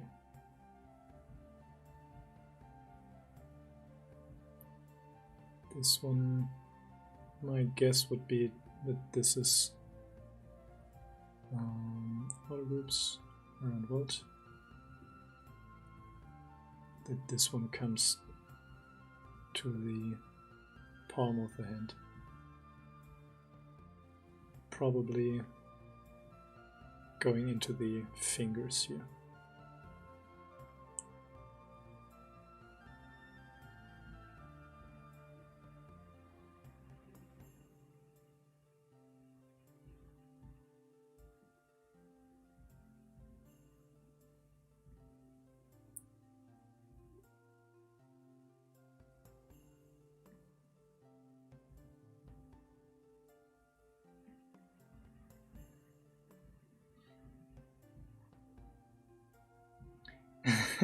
Mauricio. Yeah, sorry for that. Yeah, it's something that gets, how do you say it, conditioned fairly fast, I think. And this the thing that I noticed why hotkeys are so damn important, and why I'm, how do you say it, kicking my past self in the butt for not using hotkeys earlier, because using hotkeys, it alleviates yourself from consciously going to the tool and selecting it, which throws you out of the flow. But having a hotkey here is something that at a certain point you're not, or at least I'm not thinking about consciously anymore, and it frees up a lot of headspace for me. Together with this custom menu that I built, has most of the tools that I use in there, and it's not that it only makes me quicker finding the button, but it alleviates the effort of searching for the button consciously.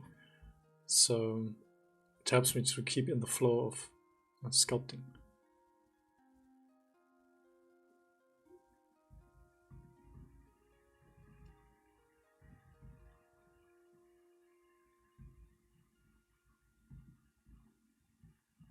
So let's see the back side of this one.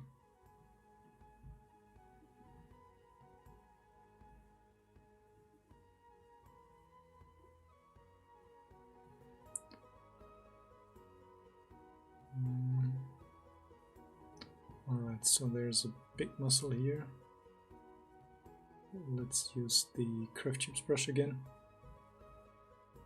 And the line that you draw with the curved tubes brush is in the angle of the view, so perpendicular to the view.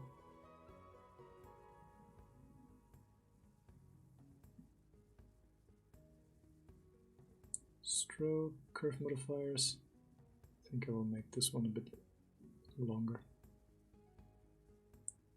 So, split unmasked points, and I'm calling this one flexor carpi ulnaris.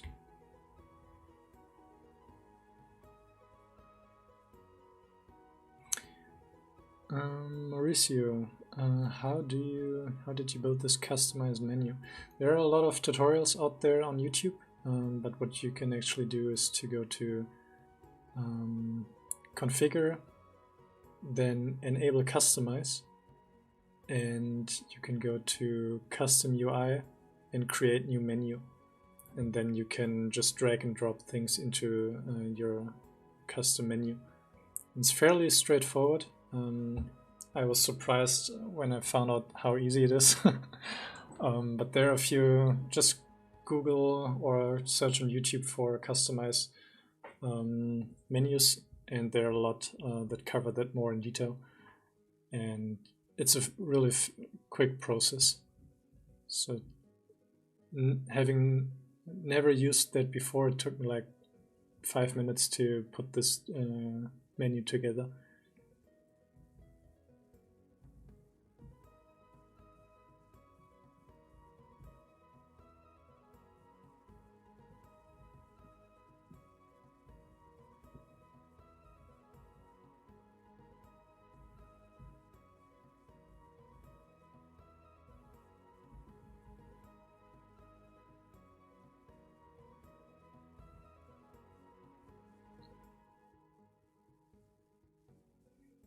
Jay, I even go as far as remapping my zoom controls to middle mouse and modifiers. That way it controls the same as Blender and I don't have to rewire my brain. Good choice. Yeah, I did the same with Blender, but only with the Maya controls, so that I have the same controls in Blender as I have in Maya, because I'm just so used to Maya's controls. I know it's a shame, and people shouldn't do that, but this is how I did it.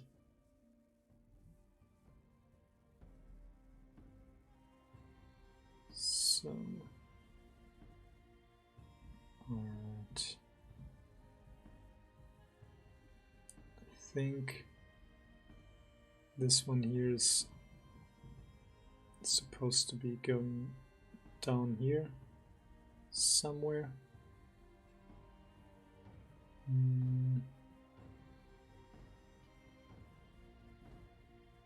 Pretty hard to keep the bigger picture here.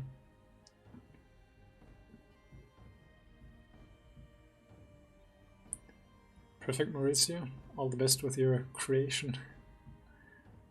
Yeah, it would be interesting to see how it speeds up your workflow as well.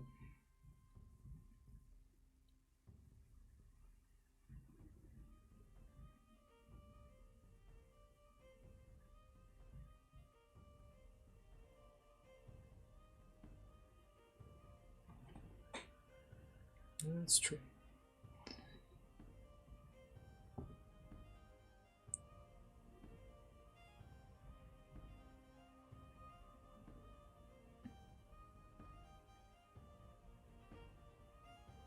I think this one is connected to the wrist here, so it should control the tilting of the wrist.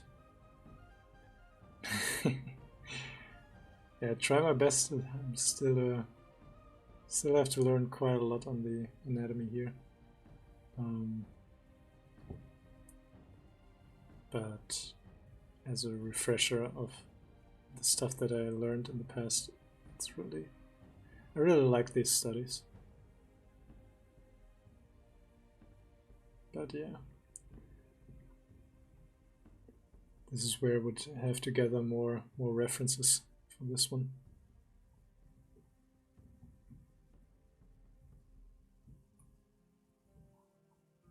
Or just look at the stuff that I already collected. Wouldn't be a bad idea as well.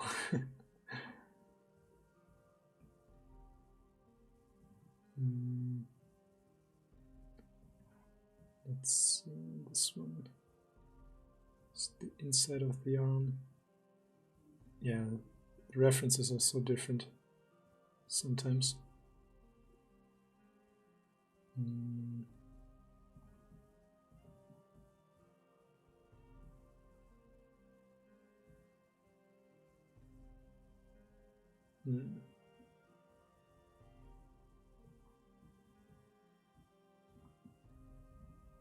Let's take a look from the side view here.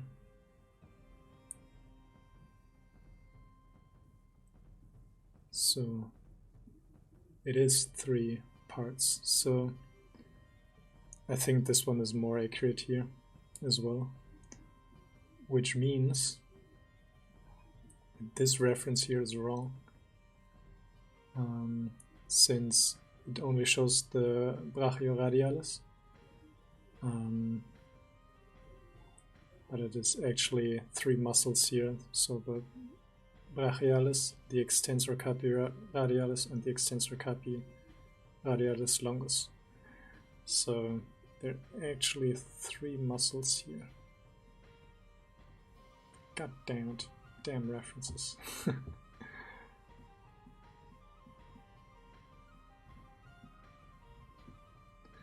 Alright, so let's duplicate the thing, shrink it down. I think I will use the transparency here for this one,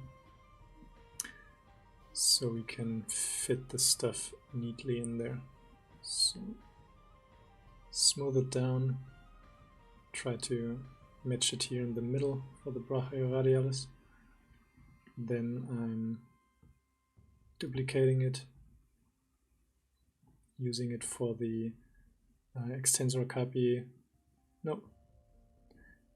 This one is the brachioradialis.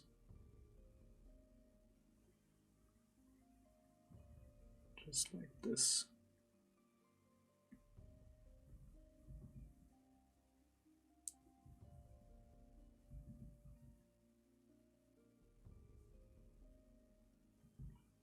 And the last one.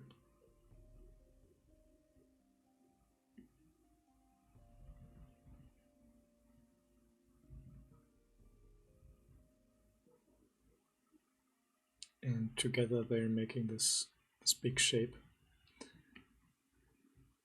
So what I can do now is to delete the old one, so I don't need it anymore, and I want to flatten them, that they're more or less one shape.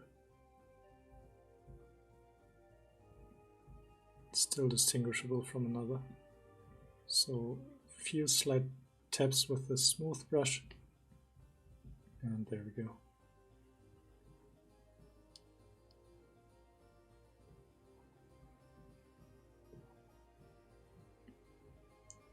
So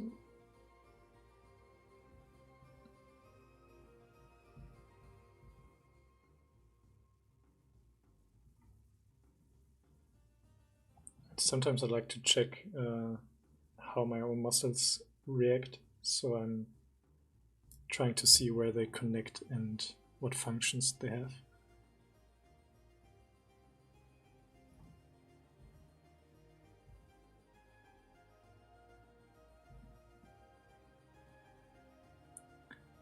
Okay, and here I want to have more thickness. Boom. Just like that. She has quite muscular arms now. So I will reduce it a little bit so it's more in proportion.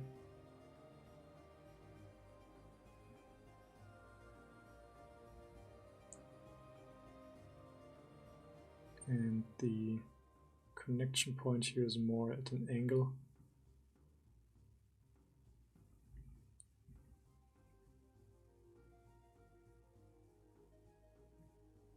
With the brachioradialis being the top one, and the other one's connecting here slightly. Like that.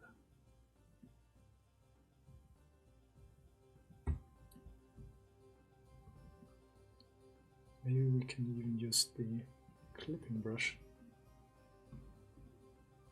Oop. Just to flatten them. Jay, I gotta run. Thanks for the hospitality as always, Finn. Have a good one. Have a good one as well. Hope you have a good day, and thanks for joining. It's always fun to have people to chat with and hang out. So yeah, thanks again, and have a good one.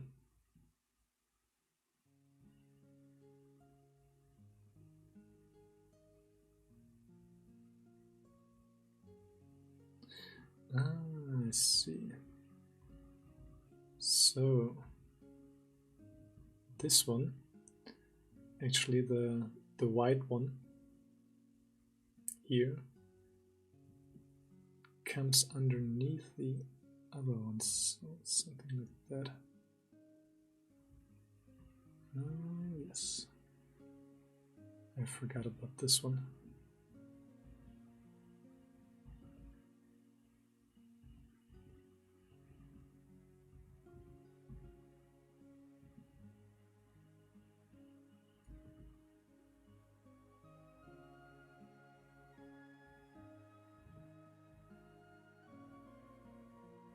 From the side view, let's check the side view.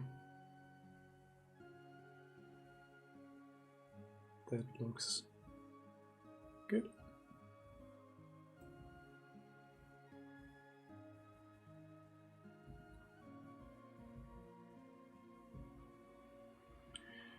Her arms are quite large. Not quite sure if I will change the overall proportions once again. But I think I will wait for that until I blocked out all the muscles so I can treat them as one shape.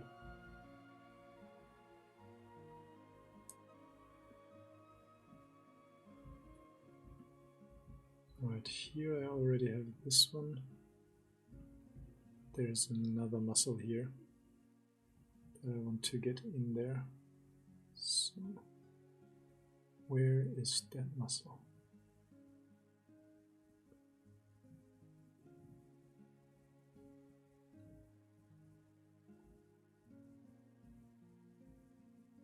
The inside area is always hard to find references for.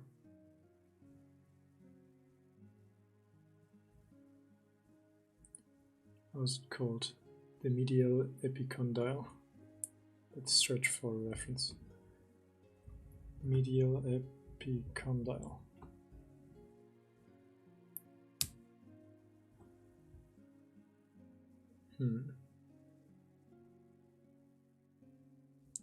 No, that's not it. Maybe the medial intermuscular septum. Nope. It's not that as well. God damn it. Sorry guys. Maybe just the brachialis.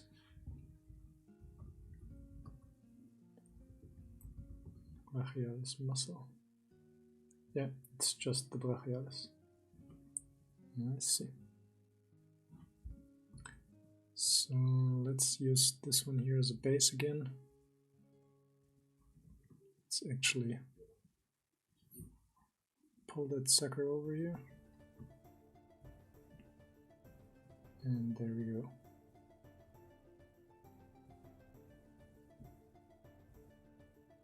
That's the muscle that I can see here in this reference from the inside view. So it was hidden.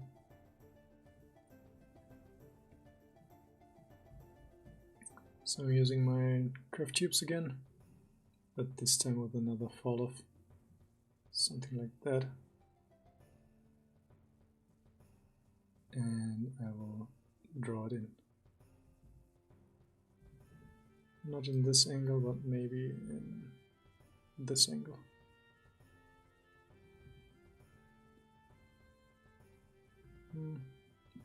It's okay, not the best. But we can push and pull it into place. So this one goes in there. And it's a quite thin muscle as it seems. So I will enlarge it with the move brush.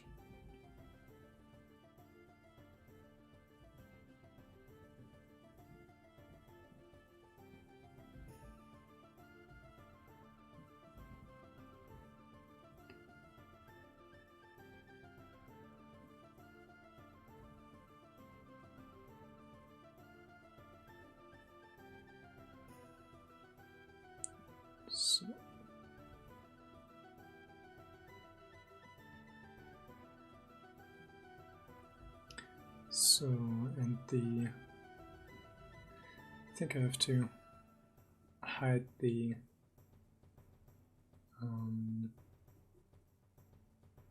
torso muscles so I can see the arm better.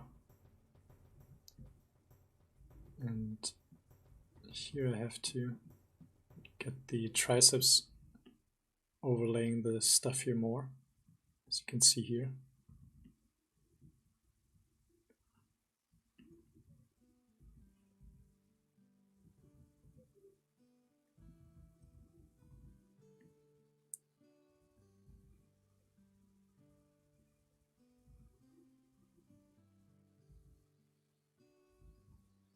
Cool.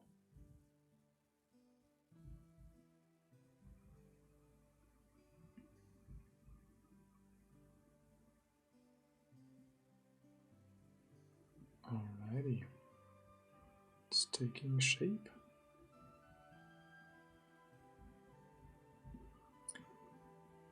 Drawer, are you working on humans on your work? Is that why you're making these studies? Not in that level of realism, so I'm more into stylized character stuff for work. I just haven't gotten the chance to work on really realistic stuff yet, but I would like to do that. I'd like to get more into like creature stuff for movies, but stylized stuff I like as well. But this is just for practice. I'm just interested in how the body works, and for me it's the fundamentals even for stylized characters, to know how things work and why certain areas of the body are shaped the way they are. Because stylization is just an abstraction of reality. So for me, I think it's good to know how reality works, and I just like doing this stuff. So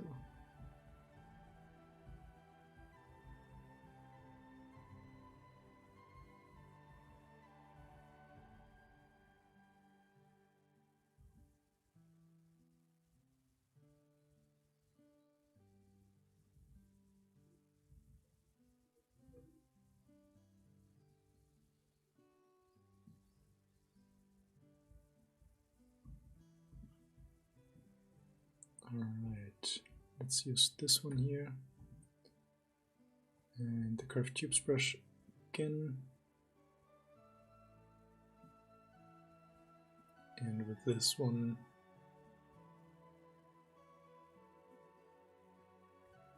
I'm making another fall off. Spider Joey. Hey Finn, are you using a display tablet like Cintiq or just a regular tablet to sculpt? I like to use a regular tablet to sculpt. I think it's a preferential thing. I think Raffaele Grassetti, for example, I think he's using a Cintiq. I like to have the image of where I'm sculpting free when I'm using a graphics tablet, a display tablet. Then I cover a lot of the screen with my hand, which I don't like so much.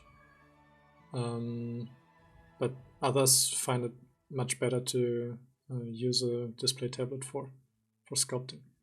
I definitely use one for drawing. I can't draw with or really badly, at least with the graphics tablet.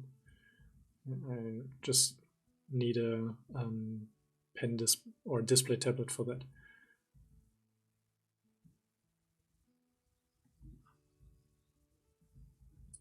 So this one is split unmasked points.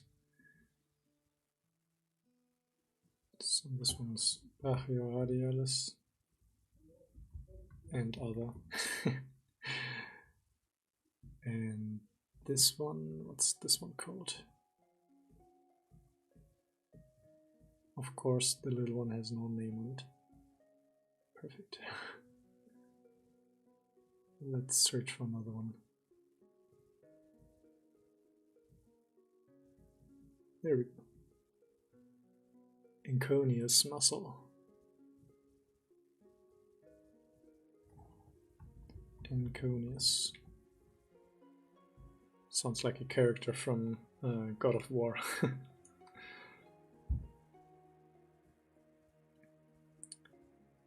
So next ones are the extensors. So let's draw in the first one. And they originate from underneath here. So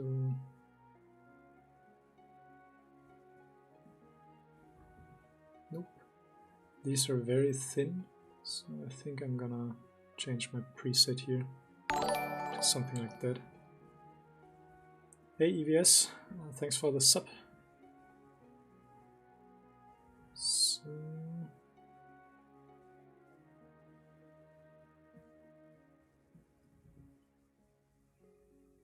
trying to align my camera view so it's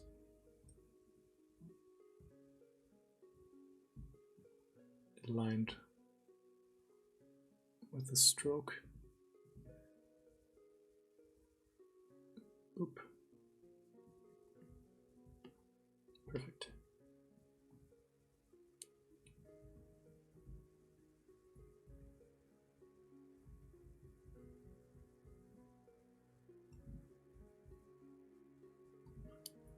Okay, which one am I gonna do here first? I think I'm using I'm doing the extensor carpi ulnaris muscle first. This one connects right to or touches the flexor digitorum. No. Sorry guys, I'm all over the place.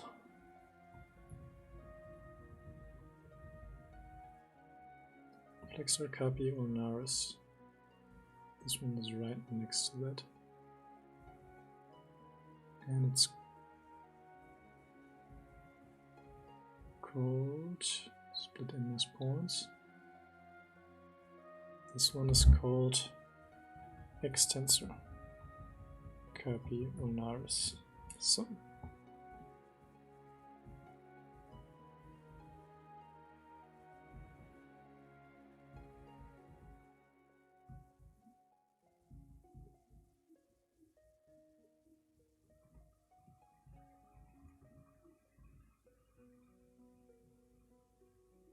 just filling the gaps here. And this one is right underneath this one.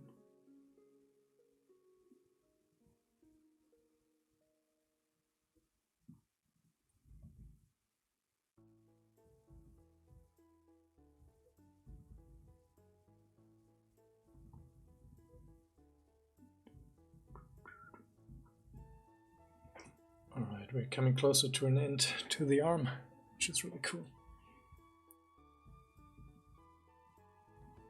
So just smoothing things out. It's tapering more towards the end here, because there are a lot of muscles in that place. And let's duplicate these. This is a fairly thin one.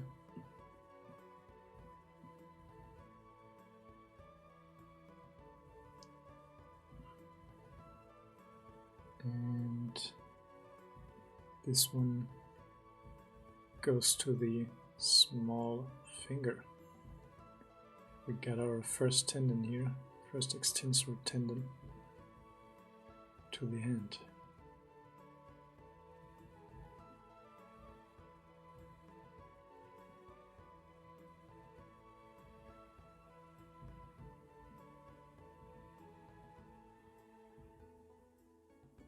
I think this one here is attached to the wrist bone. Oop. And it's connected. So I will split these. And this one is called extensor digiti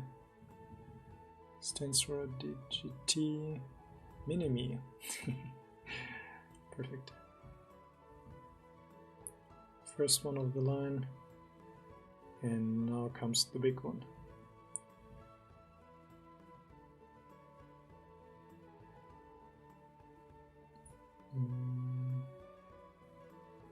So there are 4 tendons coming out of this.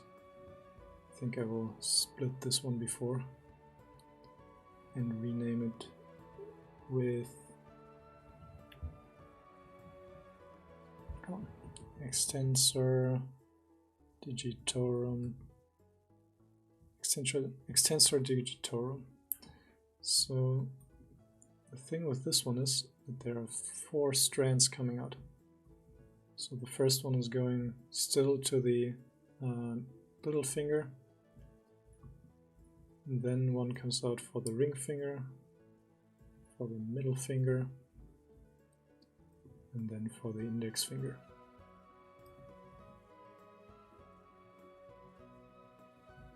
And this is the muscle that is controlling your hands, so your fingers, that is makes you able to lift them up.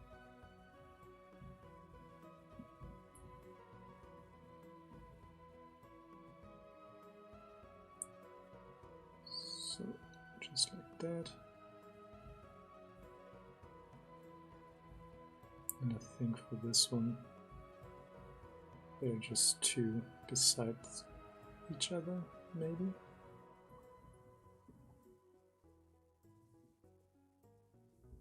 I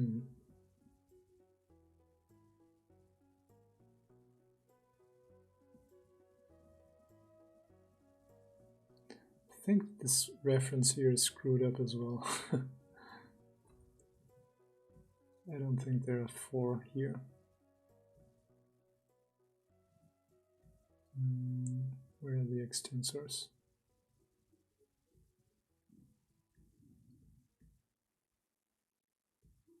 And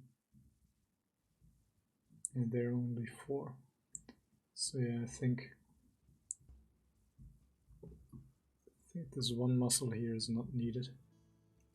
So auto groups, mirror and weld, and this one I will delete, so that I'm left with 4 tendons in total.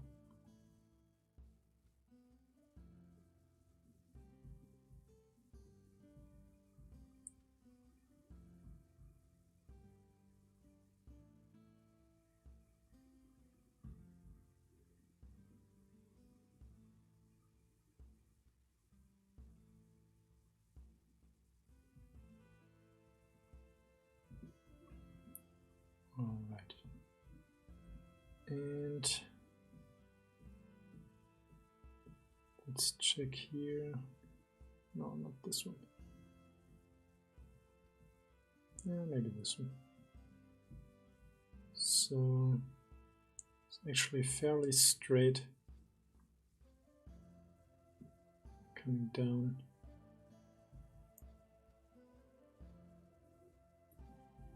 Probably a bit thicker here.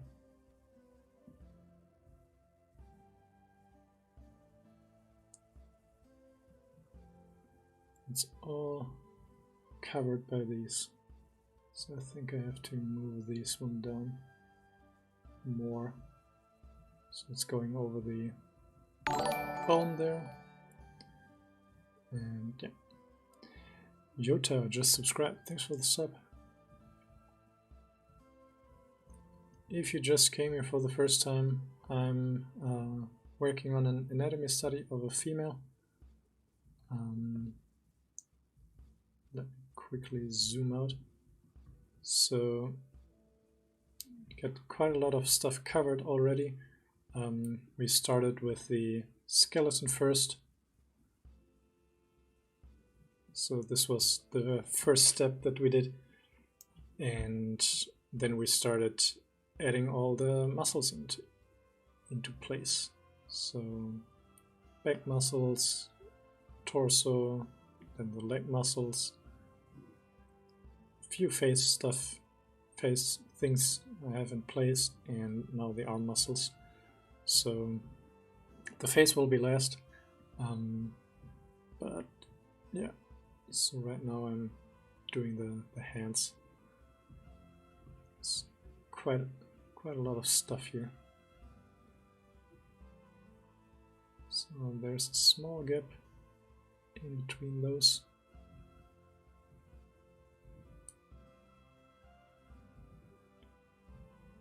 Just these small little details. And this one here is a bit further down.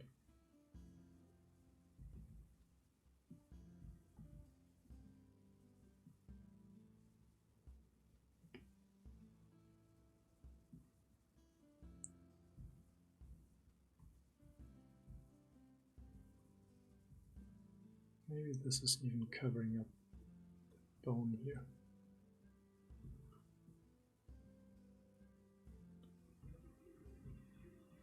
It's probably the area where it hurts so much when you hit it.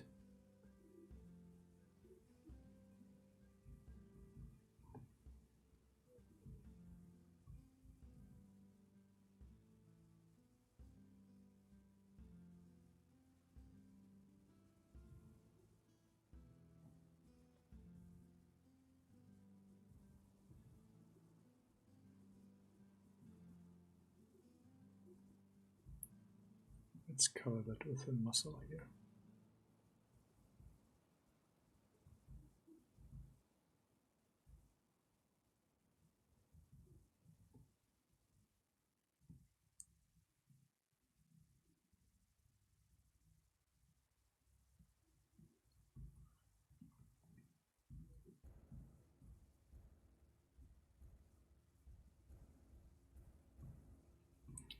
All right. I think I'm coming closer to the end of today's stream. It's getting a bit late, and I still wanted to prepare some of the miniatures that I sculpted previously on the streams.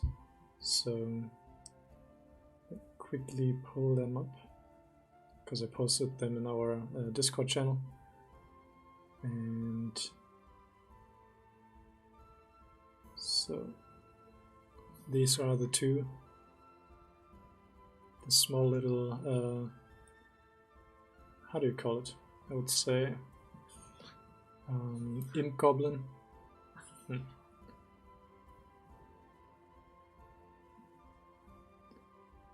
Let me pull that up as individual images.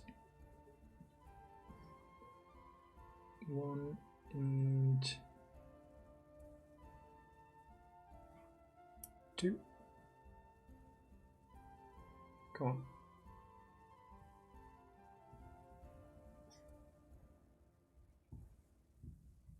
So these two, currently working on them, and my plan was to finish them not today, but I wanted to add some support structure to them. So there's still a little bit of work on these two to be done, but I finished them like stream wise this weekend, last weekend, and yeah, I think I'm getting a bit tired, so yeah, I think we're on a good track already. This is getting closer to the finish line. So we covered the foot, the knee, and a lot of the arm muscles today. And there isn't that much left anymore. So a little bit here. This one can be adjusted a little bit more. But yeah, thanks everybody for joining today. I think this series is now coming closer to being done. I think after I finished this one, I think I will pause with the Wednesday stream for a while, because I found that it's 2 streams a week plus full-time work plus trying to do normal YouTube videos is a bit too much. So finishing this one, and then I will do the stream probably once a week. And yeah, I think it's still frequent enough to get in touch or to stay in touch and to help you out, or yeah, just hang out, enjoy sculpting together. So Georgie, thanks again for everything, Finn. We'll see you soon, hopefully in the next stream. Keep it up. Yeah, thanks for joining, man. It was really nice to just chat. And yeah, next stream will be on Sunday. Maybe I will continue with this one. Maybe I will start another sculpt. So the next one will be on Sunday at the same time. And yeah. So thanks everybody for joining. If you want to see the recordings of this stream and the recent streams, check out the links in the descriptions, either on Twitch or on YouTube. and there should be a link to my Patreon page. And you can join our Discord channel there, where we share our stuff that we're working on and giving each other feedback, which is really cool to see. And yeah, so thanks everybody for joining, and I will see you in the next stream or in the next video. We will see. So take care and have a good night or a good day, good morning, wherever you are. And yeah, till next time. Take care, everybody.